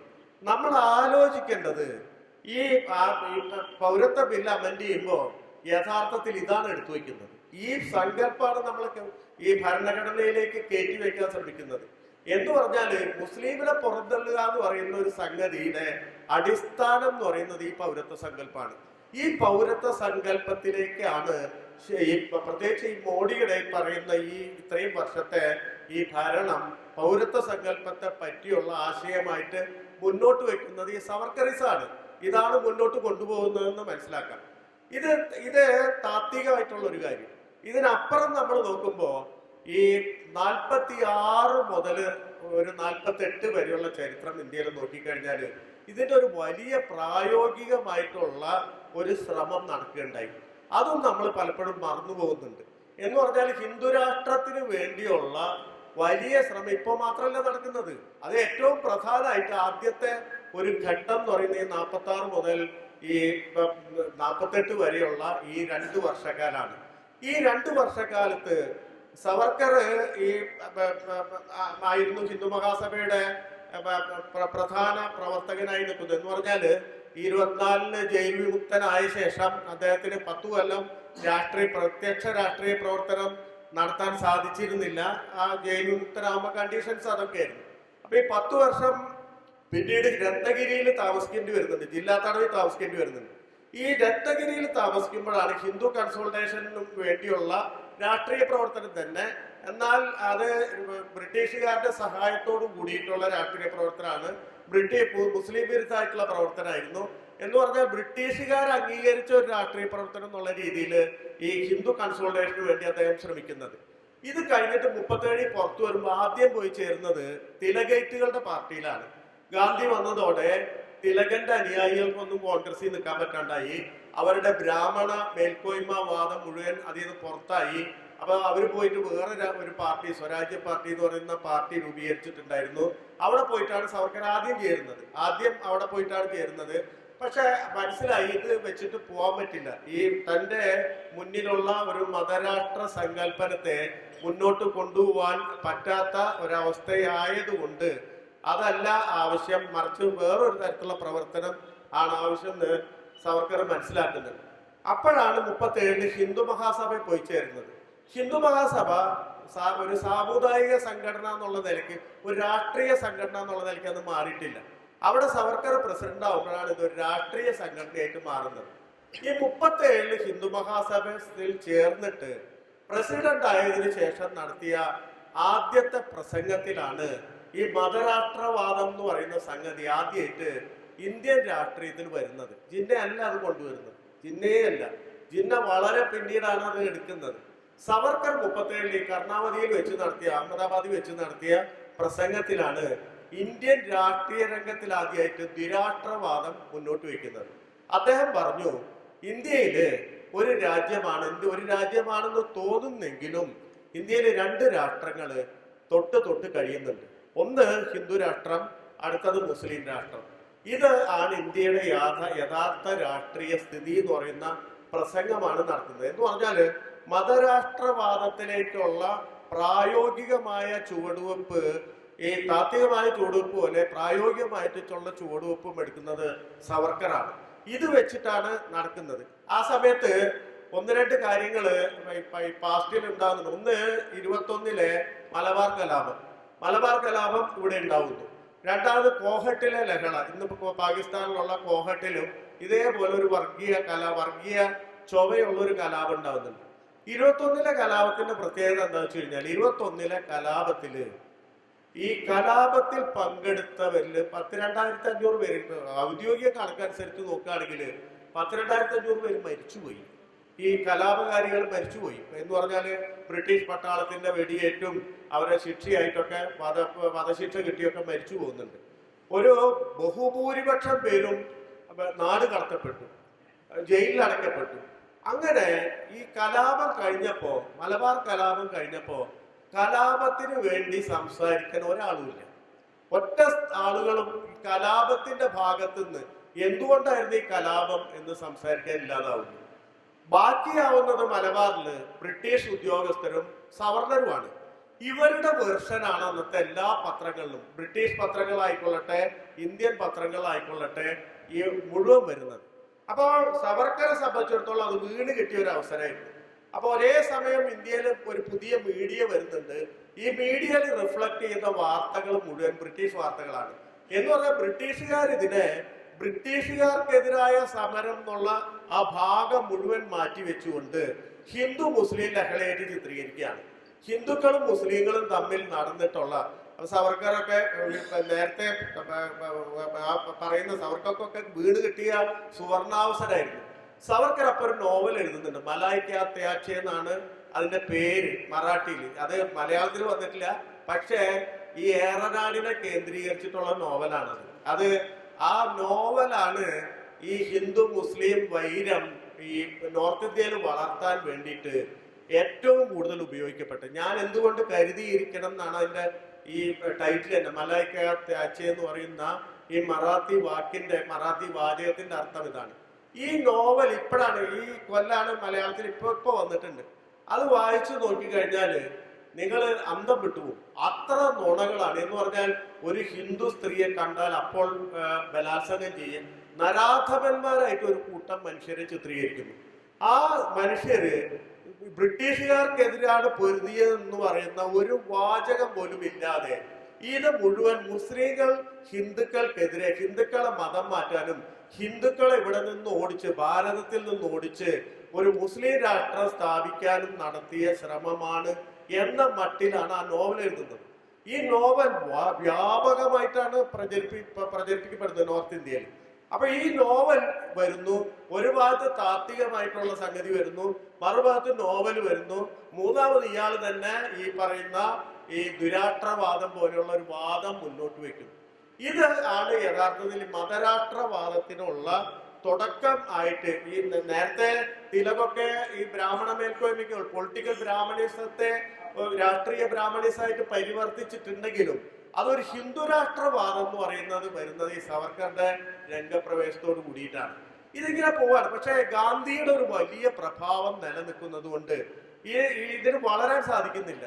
ഇത് RSS വളർന്നുകൊണ്ടിരിക്കുന്നുണ്ട്. ഒരു വസ്തു കൂടെ ഹിന്ദു മഹാസഭ പൊളിറ്റിക്കൽ വർക്ക് ചെയ്യുന്നുണ്ട്. പക്ഷെ ഗാന്ധി ഓരോ സമയത്തും ഉപ്പ് സത്യാഗ്രഹം വരുന്നു, ജനങ്ങൾ മുഴുവൻ അതിലേക്ക് വരുന്നു. 42-ല് ക്വിറ്റ് ഇന്ത്യ സമരം വരുന്നു, ജനങ്ങൾ മുഴുവൻ ഇളകി വരുന്നു. ആ സമയത്ത് സവർക്കർക്ക് ഈ അന്നത്തെ ബംഗാളിലെ NC ചാറ്റർജി ഒരു കത്തെഴുതുന്നുണ്ട്. NC ചാറ്റർജി നമുക്കറിയാം, സോമനാഥ് ചാറ്റർജിയുടെ പിതാവായിരുന്നു. അദ്ദേഹം ഹിന്ദു മഹാസഭ പ്രവർത്തകനായിരുന്നു. 42-ല് ഡു ഓർ ഡൈ എന്ന് പറഞ്ഞ് കരേങ്കെ ഓർ മാരേങ്കെ എന്ന് പറയുന്ന സമരം നടത്തുമ്പോ ആളുകൾ മുഴുവൻ അങ്ങോട്ട് പോകുമ്പോ ഇയാൾ കത്തെഴുതുന്നുണ്ട്, സവർക്കർക്ക് കത്തെഴുതുന്നുണ്ട്. നമ്മൾ ഹിന്ദുക്കളെ പാർട്ടിയാണെന്ന് പറയുന്നു, നമ്മൾ ഹിന്ദുക്കളോട് പറയുന്നു ക്വിറ്റ് ഇന്ത്യ സമരത്തിൽ പങ്കെടുക്കരുത്, അത് നമുക്ക് പറ്റിയ സമരമല്ല എന്ന് എല്ലാ ഹിന്ദുക്കളോടും അഭിസംബോധന ചെയ്യുന്നു. അപ്പുറത്ത് ജിന്ന മുസ്ലിങ്ങളുടെ പാർട്ടിയാണ്. ജിന്ന മുസ്ലിങ്ങളോട് മുഴുവൻ പറയുന്നു ഇതിൽ പങ്കെടുക്കരുത്, ഇത് നമുക്ക് പറ്റിയ സമരമല്ല, നമ്മൾ ഈ സമരത്തിനെതിരാണ്. പക്ഷെ തെരുവിൽ നോക്കുമ്പോൾ ഇന്ത്യയിലെ എല്ലാ ഹിന്ദുക്കളും എല്ലാ മുസ്ലിങ്ങളും സമരത്തിലുണ്ട്. അപ്പൊ അതുകൊണ്ട് ഉടൻ നമ്മൾ എന്തെങ്കിലും ചെയ്യണമെന്ന് ഈ NC ചാറ്റർജി കത്തെഴുതുന്നുണ്ട്. അപ്പൊ അങ്ങനെ ഈ ഗാന്ധിയുടെ ചിലതരം സമരമുറകൾ കൊണ്ട് ഈ മതരാഷ്ട്രവാദത്തെ ഓരത്തേക്ക് ഇടാൻ പറ്റി. ഇവർ അൺപോപ്പുലറായി പലപ്പോഴും മുന്നോട്ട് പോകും പറയുന്ന ഘട്ടമൊക്കെ വരുമ്പോ ഗാന്ധി ഒരു വലിയ തരത്തിലൊരു മൂവ്മെന്റ് കൊണ്ടുവരികയും ഇവരെ മുഴുവൻ സൈഡ് ലൈൻ ചെയ്യിക്കുകയും ചെയ്യും. ഇങ്ങനെ ഒരിക്കലും ഈ പറയുന്ന മുഖ്യധാരയിലേക്ക് പ്രവേശിക്കാൻ കഴിയുന്നില്ല. പ്രവേശിക്കാൻ കഴിഞ്ഞത് ബ്രിട്ടീഷുകാരുടെ സഹായത്തോടു കൂടിയിട്ടാണ്. എന്ന് പറഞ്ഞാൽ രണ്ടാം ലോക യുദ്ധം വന്നപ്പോ പ്രവിശ്യ ഗവൺമെന്റുകളിൽ കോൺഗ്രസ് ഗവൺമെന്റ് മുഴുവൻ രാജിവെച്ചു. ബ്രിട്ടീഷുകാരോട് വിയോജിച്ചുകൊണ്ട്, ഈ ബ്രിട്ടീഷുകാരുടെ നിലപാടിനോട് വിയോജിച്ചുകൊണ്ട് ഇവരെല്ലാവരും രാജിവെച്ചപ്പോ അത്ര നേരം ഈ പറയുന്ന മുസ്ലിം വിരോധം പറഞ്ഞിരുന്ന മനുഷ്യര് 3 സ്ഥലത്ത് ഇന്ത്യയില് ജിന്നയുടെ മുസ്ലിം ലീഗുമായിട്ട് ചേർന്ന് മന്ത്രിസഭ ഉണ്ടാക്കുകയാണ്. എന്ന് പറഞ്ഞാൽ ബ്രിട്ടീഷുകാരെ സഹായിക്കാൻ വേണ്ടി ഒരു ഭാഗത്തുനിന്ന് ജിന്ന ഓടിയെത്തുന്നു, മറുഭാഗത്തുനിന്ന് ഹിന്ദു മഹാസം ഓടിയെത്തുന്നു. എന്നിട്ട് ഈ മുസ്ലിം വിരോധം നിരന്തരമായി പറഞ്ഞിരുന്ന ഈ മനുഷ്യർ തമ്മിൽ 3 സ്ഥലത്ത് ഭരിക്കുകയാണ്. സിന്ധ് ഭരിച്ചു, നോർത്ത് വെസ്റ്റേൺ ഫ്രോണ്ടിയർ പ്രൊവിൻസ് ഭരിച്ചു എന്ന് പറയുന്ന പഞ്ചാബിന്റെ ആ ഭാഗം ഉൾക്കൊള്ളുന്ന ആ പ്രവിശ്യ ഭരിച്ചു. ഇപ്പുറത്ത് ഈ ബംഗാളും ഭരിച്ചു. ബംഗാളില് ഫസലുൽ ഹക്കിന്റെ മന്ത്രിസഭയിൽ ശ്യാമപ്രസാദ് മുഖർജി ഉപമുഖ്യമന്ത്രി ആവുന്നുണ്ട്. അപ്പോ ഈ മുസ്ലിം വിരോധം പറഞ്ഞിരുന്ന ആളുകൾ തന്നെ ബ്രിട്ടീഷ് സഹായത്തിന് വേണ്ടിയിട്ട്, പ്രത്യേകിച്ച് സ്വാതന്ത്ര്യ സമരത്തിലെ കക്ഷികളൊക്കെ തന്നെ വലിയ തരത്തിൽ ബ്രിട്ടീഷ് വിരോധം പറഞ്ഞു വരുമ്പോൾ ഇവര് തമ്മിൽ ഭരിക്കുകയാണ്. ഇവര് തമ്മിൽ ഭരിക്കുക മാത്രല്ല, സിന്ധിലെ അന്നത്തെ മുസ്ലിം ലീഗിന്റെ ഗവൺമെന്റ് നിരാഷ്ട്രവാദത്തിന് അനുകൂലമായ പ്രസ്താവന പുറപ്പെടുവിക്കുമ്പോ ആ മന്ത്രിസഭയിലെ ഘടകകക്ഷിയാണ് ഈ ഹിന്ദു മഹാസഭ എന്ന് പറയുന്ന ഈ കക്ഷി. അപ്പൊ അങ്ങനെ ബ്രിട്ടീഷുകാരുടെ സഹായത്തോടെ അല്ലാതെ ഒരു മുഖ്യധാരയിലേക്ക് വരാൻ പറ്റുന്നില്ല. ഈ ഭരണം കൊണ്ട്, ഈ 3 പ്രവിശ്യയിലെ ഭരണം കൊണ്ട് നേട്ടം കൊയ്തത് ജിന്നയാണ്. ജിന്ന ഈ ഭരണം കൊണ്ട് വലിയ നേട്ടം കൊയ്തു. പിന്നത്തെ തെരഞ്ഞെടുപ്പ് വന്നപ്പോ ജിന്നയ്ക്ക് അതുവരെ ഈ മുസ്ലിം മണ്ഡലങ്ങളിൽ പോലും, മുസ്ലിം കോൺസ്റ്റിറ്റ്യുവൻസികൾ എന്ന് പറയുന്ന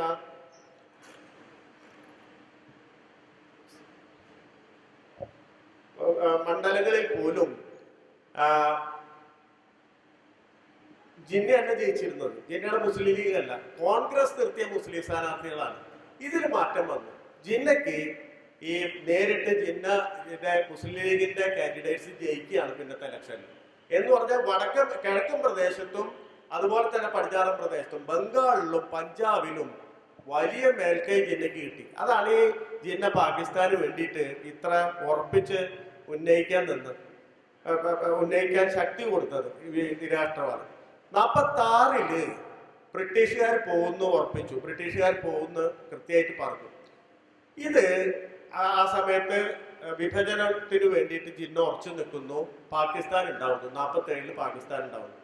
പാകിസ്ഥാൻ ഉണ്ടാവുമ്പോ പാകിസ്ഥാൻ പ്രദേശത്ത് നിന്ന്, എന്ന് പറഞ്ഞാൽ പഞ്ചാബിലും സിന്ധിലും കറാച്ചിയിലും ഒക്കെയുള്ള മനുഷ്യര്, ഹിന്ദുക്കളും സിഖുകാരും ഇന്ത്യയിലേക്ക് ഓടി വരേണ്ടി വന്നു, അഭയാർത്ഥികളായിട്ട് വരേണ്ടി വന്നു. ഈ അഭയാർത്ഥികളായിട്ട് വന്ന് അവർ ഡൽഹിയിൽ മുഴുവൻ നിറഞ്ഞു. ഇത് ഒരു രാജ്യം വന്നിട്ടേ ഉള്ളൂ. അപ്പൊ ആ രാജ്യത്തിന്റെ ഒരു ഘടന ഉണ്ടായിട്ടില്ല, ഭരണഘടനയ്ക്ക് വേണ്ടിയിട്ടുള്ള അസംബ്ലി തുടങ്ങിയിട്ടേ ഉള്ളൂ. വേറൊരു സിസ്റ്റം ഡെവലപ്പ് ചെയ്തിട്ടില്ല, എക്സിക്യൂട്ടീവ് ഉണ്ടായിട്ടില്ല. ഒരു ഇടക്കാല മന്ത്രിസഭയാണ്, എന്ന് പറഞ്ഞാൽ ഒരു കാവൽ മന്ത്രിസഭ എന്ന് വിളിക്കാവുന്ന ഒരു മന്ത്രിസഭയാണ്, സർവകക്ഷി മന്ത്രിസഭയാണ് ഭരിക്കുന്നത്. ഒരു സിസ്റ്റം ഡെവലപ്പ് ചെയ്തിട്ടില്ല. ഇവരാണെങ്കിൽ ഈ ഓടിപ്പോന്ന മനുഷ്യര് ഡൽഹിയിൽ എത്തുമ്പോൾ താമസിക്കാൻ സ്ഥലമില്ല, മരുന്നില്ല, വെള്ളമില്ല, ഒന്നുമില്ലാത്ത അവസ്ഥ. ഇവരുടെ ഈ അരക്ഷിതാവസ്ഥ മുതലെടുത്തിട്ട് ആണ് സവർക്കറും കൂട്ടരും മറ്റൊരു വലിയ തരത്തിലെ മുന്നേറ്റത്തിന് ശ്രമിക്കുന്നത്. ആ മുന്നേറ്റത്തിന് ശ്രമിക്കുന്നത് ഇന്ത്യ സെക്യുലർ കൺട്രി ആയിട്ട് നിലനിൽക്കാനുള്ള കാരണം നമ്മൾ നോക്കണം. ഇന്ത്യ വിഭജിക്കപ്പെടുകയാണ്, പാകിസ്ഥാൻ ഉണ്ടാവുകയാണ്, ഇസ്ലാമിക രാഷ്ട്രം ഉണ്ടാവുകയാണ്. സ്വാഭാവികമായിട്ട് ഹിന്ദു മഹാസഭ പറയുന്നത് ഒരു രാഷ്ട്രത്തിൽ നിന്ന്, അവർ മുൻപ് തന്നെ പറഞ്ഞ പോലെ 2 രാഷ്ട്രങ്ങളാണ്, അതിലൊരു രാഷ്ട്രം പോയി, ഇസ്ലാമിക രാഷ്ട്രം പോയി, ബാക്കിയുള്ളത് ഹിന്ദു രാഷ്ട്രം. ഇത് എളുപ്പത്തിൽ അവിടെ ചെലവാകും. ഈ ഒരു സംഗതിയെ ഇന്ത്യയിൽ തകർത്തത് യഥാർത്ഥത്തിൽ ഇന്ത്യയിലെ വലിയ നേതാക്കന്മാർ, ഗാന്ധി ഉൾപ്പെടെയുള്ള എല്ലാ നേതാക്കന്മാരും, ഗാന്ധിയും നെഹ്റുവും അല്ലെങ്കിൽ സോഷ്യലിസ്റ്റുകളും കമ്മ്യൂണിസ്റ്റുകളും ഒക്കെ തന്നെ സെക്യുലർ ഇന്ത്യക്ക് വേണ്ടി നിന്നു എന്ന് പറയുന്ന ഒരു കാര്യം. രണ്ടാമത്തെ കാര്യം വളരെ പ്രധാനപ്പെട്ടതാണ്, നമ്മൾ ഊന്നി പറയേണ്ടതാണ്. ഇന്ത്യയിലെ ബഹുഭൂരിപക്ഷം മുസ്ലിങ്ങളും പാകിസ്ഥാനിലേക്ക് പോയില്ല, ഇസ്ലാമിക രാഷ്ട്രത്തിലേക്ക് പോയില്ല, ഇന്ത്യയിൽ നിന്നു, ഇന്ത്യ ഓപ്റ്റ് ചെയ്തു. ആ മനുഷ്യരോടാണ് ഇപ്പോ രാജ്യസ്നേഹം തെളിയിക്കാൻ പറയുന്നത്. നമ്മൾ ഓർക്കണം, ഈ ഒരിടത്ത് പോലും സ്വാതന്ത്ര്യ സമരത്തിൽ പങ്കെടുക്കാത്ത മനുഷ്യർ വന്ന് ഈ പറയുന്ന മുസ്ലിങ്ങളോട്, ഓപ്ഷൻ ഉണ്ടായിരുന്ന, നിങ്ങൾക്ക് പാകിസ്ഥാനിൽ പോണോ, ഇസ്ലാമിക രാഷ്ട്രത്തിൽ പോണോ, ഓപ്ഷൻ ഉണ്ടായിരുന്നു. വേണ്ട, ഞങ്ങൾ സെക്യുലർ രാജ്യത്ത് നിൽക്കാം, ഇന്ത്യയിൽ നിൽക്കാം എന്ന് തീരുമാനമെടുത്ത മനുഷ്യരുടെ സന്തതി പരമ്പരകളോടാണ് യഥാർത്ഥത്തിൽ ഇവരിപ്പം രാജ്യസ്നേഹം തെളിയിക്കാൻ ആവശ്യപ്പെടുന്നത്. അപ്പൊ ഇങ്ങനെ ഒരു സംഭവം വന്നപ്പോ ഇവരെ കൊണ്ട് ഈ അഭയാർത്ഥികളെ കൊണ്ട് ഈ മുസ്ലിങ്ങൾ അടിച്ചു പൊടിപ്പിക്കാം എന്നുള്ള ഒരു ലൈനാണ് എടുക്കുന്നത്. ഡൽഹിയിലെ എല്ലാ വീടുകളിലും മുസ്ലിം വീടുകളിലും ഈ അഭയാർത്ഥികളെ ബലം പ്രയോഗിച്ച് ഹിന്ദു മഹാസഭയും ഹിന്ദുത്വ സംഘടനകളും കയറ്റി പാർപ്പിക്കുകയാണ്. എല്ലാ പള്ളികളും കൈയടക്കാണ്. വലിയ അനിശ്ചിതാവസ്ഥ വരുന്നു. അപ്പോൾ ഒരു ഇന്ത്യ ഇലക്ഷനിൽ പോകുന്നതിന് മുമ്പ് തന്നെ ഈ തരത്തിൽ ഒരു ബലം പ്രയോഗിച്ച് ഒരു മുസ്ലിം പ്രദേശങ്ങൾ കൈയടക്കി കഴിഞ്ഞാൽ മുസ്ലിങ്ങൾ മുഴുവൻ പാകിസ്ഥാനിലേക്ക് ഓടിപ്പോയിക്കൊള്ളും. അവരുടെ മുന്നിൽ ഒരു ഓപ്ഷൻ എടുക്കുന്നുണ്ട്. അപ്പോൾ പേടിപ്പിച്ചു കഴിഞ്ഞാൽ അവർ അങ്ങോട്ട് പൊക്കോളും. അവരങ്ങോട്ട് പോയി കഴിഞ്ഞാൽ സ്വാഭാവികമായിട്ട് ഇത് ഹിന്ദുരാഷ്ട്രമായിട്ട് തീരും, ഹിന്ദുരാഷ്ട്രമായി പരിണമിക്കും എന്നുള്ള കണക്കൂട്ടൽ അതിൻ്റെ പിന്നിലുണ്ടായിരുന്നത്. ഇത് പരാജയപ്പെടുത്തി എന്നുള്ളതാണ് ഗാന്ധി ചെയ്ത ഒരു പ്രധാനപ്പെട്ട കാര്യം. 13 മുതൽ 1948 ജനുവരി 13 മുതൽ 18 വരെ 5 ദിവസത്തെ നിരാഹാരം ഇരുന്നിട്ടാണ് ഇത് പരാജയപ്പെടുത്തുന്നത്. എന്ന് പറഞ്ഞാൽ അതിന് ഏറ്റവും വലിയ വില കൊടുക്കേണ്ടി വന്നു, സ്വന്തം ജീവൻ കൊടുക്കേണ്ടി വന്നു. എന്ന് പറഞ്ഞാൽ ഇന്ത്യ നമ്മൾ വിചാരിക്കുന്ന പോലെ ഒരു സെക്യുലർ കൺട്രി ആയിട്ട് തന്നെത്താൻ വന്നതല്ല.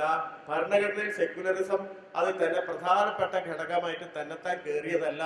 മറിച്ച് അത് ഇന്ത്യയിലെ വലിയ മനുഷ്യര്, വലിയ ജനങ്ങള്, അല്ലെങ്കിൽ ജനജീവിതത്തിന്റെ ഒരു മതേതരത്വം കാത്തു സൂക്ഷിക്കണമെന്ന് ജനങ്ങളുടെ ഉള്ളിലുണ്ടായിരുന്ന ഒരു ഇച്ഛ, ഇതെല്ലാം കൂടിയാണ് അങ്ങോട്ട് പ്രതിഫലിച്ചത്.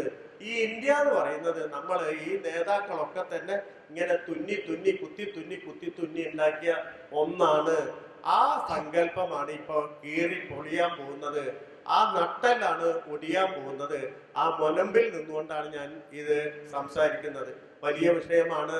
ഒരു ചെറിയ ഔട്ട്ലൈൻ മാത്രമേ നമുക്ക് ഈ സമയത്തിനുള്ളിൽ തരാൻ പറ്റുള്ളൂ. ഇപ്പോഴും ഞാൻ വിചാരിച്ചതിൽ 5 മിനിറ്റ് കൂടുതൽ എടുത്തിട്ടുണ്ട്, ക്ഷമിക്കണം. ഇത് ഒരിടത്ത് എത്തിക്കണ്ടേ. ഇനി ഒരു ഇന്ററാക്ഷൻ ആണ് ഉദ്ദേശിക്കുന്നതെന്ന് തോന്നുന്നു. അതിലേക്ക് നമുക്ക് പോവാൻ ബാക്കിയുള്ള സമയം. ഒരു 10 മിനിറ്റ്സോടെ നമുക്കൊരു സെക്കൻഡ് റൗണ്ട് സംസാരിക്കും. നമ്മൾ ജനുവരി 30 നാളെയാണ്, അതിന് തൊട്ട് തലേ ദിവസമാണ് സംസാരിക്കുന്നത്. ഇപ്പൊ 30 ഗാന്ധി വെടിവെച്ച് കൊല്ലപ്പെട്ടിട്ട് 76ാമത്തെ വർഷമാവുകയാണ് നാളെ. ഈ സമയത്ത് നമ്മൾ പറയേണ്ടത്, നമ്മൾ ഇന്ത്യ മുഴുവൻ വിളിച്ചു പറയേണ്ട യഥാർത്ഥത്തില് ഗാന്ധി വധിക്കപ്പെട്ടത് ഒന്ന് ഇവരുടെ ഈ മത രാഷ്ട്രവാദികളുടെ കയ്യാലാണ്. അവരുടെ പിൻഗാമികളാണ് ഇന്ന് ഇന്ത്യ ഭരിക്കുന്നത് എന്ന് പറയുന്ന ഒരു കാര്യമാണ്. രണ്ടാമത്തെ കാര്യം വിളിച്ചു പറയേണ്ടത്, ഇന്ത്യ സ്വതന്ത്രമായത് ബ്രിട്ടീഷുകാരോട് പൊരുതി മാത്രമല്ല, ഈ പറയുന്ന ഹിന്ദു ഫാസിസ്റ്റുകളോടും പൊരുതിയാണ്. എന്ന് പറഞ്ഞാൽ ഇന്ത്യയിലെ ഇന്നത്തെ ഡെമോക്രാറ്റിക് റിപ്പബ്ലിക് ആയത് ഈ ഹിന്ദു വർഗീയവാദികളോട് കൂടി പൊരുതിയാണ്. എന്ന് പറഞ്ഞാൽ ഗാന്ധിയുടെ അവസാനത്തെ 2 നിരാഹാരം 47 ശേഷം, ആഗസ്റ്റ് 15 ശേഷം ഗാന്ധി 2 വലിയ നിരാഹാര സമരങ്ങൾ നടത്തിയിട്ടുണ്ട്. എന്തിനു വേണ്ടിയായിരുന്നു അത്? ഇപ്പം നമുക്കറിയാം, ബ്രിട്ടീഷുകാർക്കെതിരെ ഗാന്ധി ഏറ്റവും ഉന്നതമായ സമരരൂപമായി ഉയർത്തിപ്പിടിച്ചത് നിരാഹാര സത്യാഗ്രഹത്തെയാണ്. 47 ആഗസ്റ്റ് 15 ശേഷം 2 പ്രാവശ്യം ഗാന്ധി നിരാഹാരത്തിൽ ഏർപ്പെടുന്നുണ്ട്. ഒന്ന് ബംഗാളിൽ 72 മണിക്കൂർ, പിന്നെ നമ്മൾ നേരത്തെ പറഞ്ഞ ഡൽഹിയിൽ 5 ദിവസം. 78ാമത്തെ വയസ്സിലാണ് ഇത് ചെയ്യുന്നത്. 78ാമത്തെ വയസ്സിൽ 47 സെപ്റ്റംബറിൽ 72 മണിക്കൂർ നിരാഹാരം ഇരിക്കുന്നു. 48 ജനുവരിയിൽ 5 ദിവസം. അന്ന് 78 വയസ്സെന്ന് പറഞ്ഞാൽ ഇന്നത്തെ 78 വയസ്സല്ല. അന്ന് ശരാശരി ഇന്ത്യക്കാരുടെ ആയുസ് 50 വയസ്സാണ്. എന്ന് പറഞ്ഞാൽ 78 വയസ്സെന്ന് പറഞ്ഞാൽ അന്നത്തെ പടുവാർദ്ധക്യമാണെന്ന് പറയാം. അന്നത്തെ ഒരു രീതി വെച്ചിട്ട് ശരാശരി ആയുസ് കണക്കാക്കും. അപ്പോഴാണ് ഈ വലിയ നിരാഹാരം നടത്തുന്നത്, സമരം നടത്തുന്നത്. ആർക്കെതിരെയായിരുന്നു? ബ്രിട്ടീഷുകാർ പോയി, പിന്നെ ആർക്കെതിരെയായിരുന്നു? അത് രണ്ടും ഈ പറയുന്ന ഹിന്ദു ഫാസിസ്റ്റുകൾക്കെതിരെയാണ്. ഗാന്ധി 72 മണിക്കൂർ, ഈ ആഗസ്റ്റ് 15 പതാക ഡൽഹിയിൽ ഉയർത്തുമ്പോൾ കൽക്കട്ടയിലാണ്. കൽക്കട്ടയിൽ അപ്പം വിഭജനം സംഭവിച്ചു കഴിഞ്ഞു. അന്ന് കൽക്കട്ടയില് സുഹ്രവർദി ആയിരുന്നു അതുവരെ ഭരിച്ചിരുന്നത്. ജിന്നയുടെ മുസ്ലിം ലീഗിന്റെ ഒരു പങ്കാളിയായിരുന്ന, അതിലംഗമായിരുന്ന സുഹ്രവർദി ആയിരുന്നു മുഖ്യമന്ത്രി. സുഹ്രവർദിയോട് പറയുന്നത്, നിങ്ങൾ ഇന്ന് മുതൽ ബംഗ്ലാദേശി, ഞാൻ ഇന്ത്യക്കാരനായി. പക്ഷെ നമ്മൾ ഇത്രയും കാലം അത് ചരിത്രം സംഭവിപ്പിച്ചതാണ്. പക്ഷെ നമ്മൾ ഒരു കാര്യം ചെയ്യണം. നമ്മൾ പോകുന്നതിന് മുമ്പ്, നിങ്ങൾ 2 രാജ്യങ്ങളിലേക്ക് നമ്മൾ പിരിയുന്നതിന് മുമ്പ് നമുക്ക് ഒരു കാര്യം ചെയ്ത് കാണിക്കണം എന്ന് പറഞ്ഞിട്ടാണ് 2 പേരും കൂടി ഒരു സ്ഥലത്ത് ഒരു കൂരയ്ക്ക് കീഴിൽ താമസിക്കാൻ നിശ്ചയിക്കുന്നത്. എന്തിനാണത്? പുറത്തെ ആൾക്കാർ തമ്മിൽ തല്ലുകയാണ്. തമ്മിൽ തല്ലി എന്തിന്റെ പേര് മതത്തിന്റെ പേരിൽ അടിക്കുമ്പോൾ ഗാന്ധി പറയുന്നത് ഞാൻ ഹിന്ദുവാണ്, ഞാൻ സസ്യാഹാരിയാണ്, ഞാൻ എൻ്റെ രീതിയിലാണ് വസ്ത്രധാരണം ചെയ്യുന്നത്, ഇദ്ദേഹം മുസ്ലിമാണ്, ഇദ്ദേഹം മാംസാഹാരിയാണ്, ഇദ്ദേഹത്തിന്റെ വസ്ത്രധാരണം എൻ്റേത് വലിയ വ്യത്യാസമാണ്, ഇന്ന് മുതൽ ഞങ്ങൾ രണ്ടുപേരും രണ്ട് രാജ്യത്തെ പൗരന്മാരാണ്. പക്ഷേ ഒരു കൂരയ്ക്ക് കീഴിൽ ഇന്ത്യയിൽ ഇത് സാധ്യമാണെന്ന് പറഞ്ഞിട്ടാണ് ബലിയാഗഞ്ചില് അവര് ഹൈദരി മാൻഷൻ എന്ന് പറഞ്ഞ പൊളിഞ്ഞ കെട്ടിടത്തിൽ താമസിക്കുന്നത്. അന്ന് രാത്രി ആ ദിവസങ്ങൾ കഴിഞ്ഞ് കുറച്ച് ദിവസം കഴിഞ്ഞ് താമസിക്കുകയാണ്, ഒരു മാസത്തോളം താമസിക്കുകയാണ്. ഒരു രാത്രി ഹിന്ദു ഫാസിസ്റ്റുകൾ ആ വീട്ടിൽ കയറുന്നുണ്ട്, ഹൈദരി മാൻഷനിലേക്ക് ഒരു ട്രക്കിൽ വരുന്നുണ്ട്. പ്യാരലാൽ അത് എഴുതി വെച്ചിട്ടുണ്ട്. പ്യാരലാൽ പറയുന്നു, രാത്രി ഗാന്ധി ഒച്ച കേട്ട് പുറത്തു വരുമ്പോ ഒരു ഇഷ്ടിക കഷ്ണം ഗാന്ധിയുടെ തലയെ ശിരസിനെ തൊട്ടില്ല എന്ന് പറഞ്ഞ നിലയ്ക്ക് പാഞ്ഞു പോകുന്നുണ്ട്. അപ്പൊ ഒരു ലാത്തി മൂക്കിനെ ചതച്ചില്ല എന്നുള്ള പട്ടി പോകുന്നുണ്ട്. അവർ പിന്തിരിഞ്ഞു, ഒന്നും ചെയ്തില്ല പിന്നെ. പക്ഷെ അപ്പുറത്തെ 2 സ്ട്രീറ്റ് അപ്പുറം പോയി 2 മുസ്ലിം പാവപ്പെട്ട കൺസ്ട്രക്ഷൻ വർക്കേഴ്സിനെ കൊന്നിട്ടിട്ട് പോകുന്നുണ്ട്. ആ രാത്രി ഗാന്ധി അവിടെ ഓടിച്ചു ചെല്ലുമ്പോ കുറച്ച് രക്തം ഇങ്ങനെ കെട്ടിക്കെടുക്കുന്നുണ്ട്. പാവപ്പെട്ടവരാണ്, ഒന്നുമില്ല മനുഷ്യർക്ക്, അത്ര ദരിദ്രര്. ഇങ്ങനെ കുറച്ച് രക്തം തളം കെട്ടിക്കെടുക്കുന്നു. കേരളം എഴുതിയ ഭാഗം അതൊന്നും നിങ്ങൾ വായിക്കണം. ഈ ഹേമന്ത രാത്രി നമ്മൾ കണ്ടിട്ടുണ്ടാവും, ബംഗാളി നോവലിൽ മുഴുവൻ വായിച്ചിട്ടുണ്ടാവും. ഇങ്ങനെ ആകാശം മുഴുവൻ നക്ഷത്രങ്ങളുള്ള ഒരു രാത്രി, ആകാശത്ത് ചന്ദ്രൻ വെട്ടി തിളങ്ങുന്നുണ്ട്. പക്ഷെ ഗാന്ധി പറയുന്നത് എനിക്ക് കണ്ണേ കാണുന്നില്ല, ഞാൻ അന്ധനാവുന്നു. കാരണം ഈ 4 തുറുകണ്ണുകൾ ഇങ്ങനെ ആകാശത്തെ നോക്കി കെടുക്കുകയാണ്. അവിടെ വെച്ചിട്ടാണ് 72 മണിക്കൂർ നിരാഹാര സത്യാഗ്രഹം എന്ന് പറയുന്ന ഡിസിഷൻ ഗാന്ധി എടുക്കുന്നത്. അങ്ങനെയാണ് യോജിപ്പിക്കുന്നത്. അങ്ങനെയാണ് ഞാൻ നേരത്തെ പറഞ്ഞ പോലെ ഇന്ത്യയെ തുന്നി കീറിയ ഇന്ത്യയെ ഇങ്ങനെ തുന്നി യോജിപ്പിക്കുന്നത്. തിരിച്ച് ഡൽഹി പോകുമ്പോ അവിടെ അതിലും വലിയ പ്രശ്നമാണ്. മുസ്ലിങ്ങൾ മുഴുവൻ അസംതൃപ്തർ. കാരണം സ്വന്തം വീട്ടിൽ നിന്ന് ഇവർ ഈ അഭയാർത്ഥികൾ വന്ന് താമസിച്ച് പുറത്താക്കുന്നു. അഭയാർത്ഥികൾ അസംതൃപ്തർ, ഒരു സ്ഥലത്ത് അക്സെപ്റ്റൻസ് ഇല്ല. അവിടെയാണ് ഈ 5 ദിവസത്തെ നിരാഹാരത്തിലേക്ക് പോകുന്നത്. അവിടെയും ഒരു വലിയ കാര്യം ചെയ്യുന്നുണ്ട്. ഈ നിരാഹാരം നിർത്താൻ ഈ 5-ാം ദിവസമായപ്പോഴേക്കും ആളുകള് ഈ ഒരു ധാർമ്മികമായിട്ടുള്ള പൊളിറ്റിക്സിന്റെ, ഒരു എത്തിക്കലായിട്ടുള്ള പൊളിറ്റിക്സിന്റെ ശക്തി നമ്മൾ മനസ്സിലാക്കേണ്ട അവിടെയാണ്. ഈ 5 ദിവസം കഴിഞ്ഞപ്പോഴേക്കും ഈ പ്രശ്നങ്ങൾ പതുക്കെ അടങ്ങുന്നു, ചുറ്റും കൂടുന്നു. ഗാന്ധി കണ്ടീഷൻ വെക്കുന്നു. ഗാന്ധി അവിടെ കർക്കശമായ കണ്ടീഷൻസ് വെക്കുകയാണ്. എന്ന് പറഞ്ഞാൽ മുസ്ലിങ്ങൾക്ക് ഡൽഹിയിൽ മുഴുവൻ സ്വൈര്യമായിട്ട് വിഹരിക്കാനുള്ള എല്ലാ അന്തരീക്ഷം ഉണ്ടാക്കി കൊടുക്കണം. എല്ലാ കടകമ്പോളങ്ങളും അവർക്ക് വിട്ടുകൊടുക്കണം. അവരുടെ കടകമ്പോളങ്ങൾ നിങ്ങൾ കൈയടക്കുക, എല്ലാം ചെയ്യണം. പാകിസ്ഥാനിൽ പോയി ഏതെങ്കിലും മുസ്ലിം തിരിച്ചു വരാൻ ആവശ്യപ്പെടുകയാണെങ്കിൽ അപ്പൊ ഇന്ത്യ പൗരത്വം കൊടുക്കണം. ഇതാണ് പൗരത്വ നിയമത്തിൽ മോഡി വർഷങ്ങൾക്ക് ശേഷം അട്ടിമറിക്കുന്നത്. പാകിസ്ഥാനിൽ വരുന്ന എല്ലാവരും സ്വീകരിക്കുക, മുസ്ലിമിനെ സ്വീകരിക്കില്ല എന്ന് പറയുന്നു. കൊടുക്കണം. ഒരു കാര്യം കൂടി പറയുന്നുണ്ട്. ഇവിടുത്തെ മെഹ്റോളിയിലെ ഖാജ ഖുത്ബുദ്ദീന്റെ ഖബറിലെ ഉറൂസ് നമുക്ക് ഒന്നിച്ച് ആഘോഷിക്കണം എന്ന് പറയുന്നുണ്ട്. ഗാന്ധി ഹിന്ദുവാണെന്ന് നിരന്തരം പറഞ്ഞിരുന്ന ഗാന്ധി അവസാനം സന്ദർശിച്ച തീർത്ഥാടന സ്ഥലം എന്ന് പറയുന്നത് ഈ ഖബറിടമാണ്. ഈ പറയുന്ന മെഹ്റോളിയിലെ ഖാജ ഖുത്ബുദ്ദീന്റെ ഖബറിടാണ്.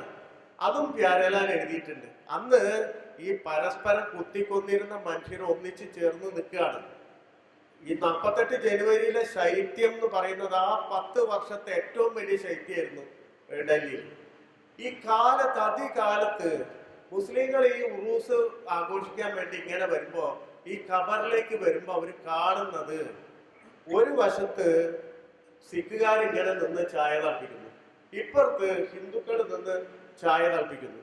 എന്നിട്ട് സഹോദര ഇത് കുടിച്ചിട്ട് ഈ പറയുന്ന തണുപ്പ് അകറ്റിയിട്ട് നമുക്ക് ഉത്സവം ആഘോഷിക്കാൻ പോവാന്ന് പറയുന്ന ഒരു വലിയ തിയേറ്റർ അവിടെ ഉണ്ടാക്കുകയാണ്.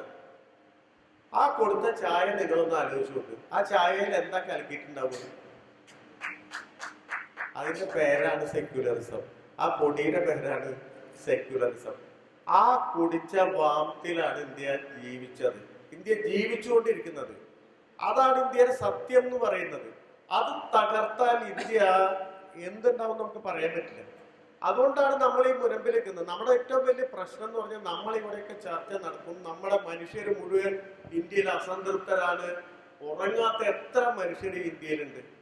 പക്ഷെ ഇതൊന്നും നമ്മുടെ പൊളിറ്റിക്കൽ സ്പിയറിൽ പ്രതിഫലിക്കുന്നേ ഇല്ല എന്നുള്ളതാണ് അതിൻ്റെ ഒരു വലിയ വാസ്തവം എന്ന് പറയുന്നത്. ഒരു പ്രതിപക്ഷ പൊളിറ്റിക്സിന്റെ ആകാശത്ത് ഇതൊന്നും ഒരു വിഷയമല്ലായിത്തീരുന്നു എന്നുള്ളതാണ് നമ്മുടെ ഏറ്റവും വലിയ പ്രശ്നം. അപ്പോ നമ്മളുടെ ഇത്തരം ഒരു ഒരു വേളകൾക്കൊക്കെ ഒരു വലിയ സാങ്കത്യം എന്ന് പറയുന്നത് അത് മനുഷ്യരുടെ ഒരു ഐക്യമുന്നണി ഉണ്ടാക്കുന്നുണ്ട്. മനുഷ്യരുടെ ഐക്യമുന്നണി എന്ന് പറയുന്നതാണ് ഏറ്റവും പ്രധാനപ്പെട്ട രാഷ്ട്രീയം എന്നുള്ള നിലയിൽ ഇത് വളരുകയാണെങ്കിൽ, ഇന്ത്യയിൽ വളരുകയാണെങ്കിൽ അതാണ് ഡെമോക്രസിക്ക് ഉറപ്പ് നൽകും. അത് വലിയ തരത്തിൽ ഈ മതരാഷ്ട്രവാദത്തെ ഒളിച്ചു കളയും, ഒരു സംശയവുമില്ല, ധൂളിയായിട്ട് കളയും. ഇത് നമ്മൾ കളഞ്ഞതാണ് 48-ൽ, നമ്മൾ 46 മുതൽ 48 വരെയുള്ള സ്ഥലത്ത് നമ്മൾ കാണിച്ചതാണ്. അത് തിരിച്ചു പിടിക്കുക, ഓർമ്മ തിരിച്ചു പിടിക്കുക എന്നുള്ളതാണ് നാളെ നമുക്ക് ചെയ്യാനുള്ള ഏറ്റവും പ്രധാനപ്പെട്ട കാര്യം.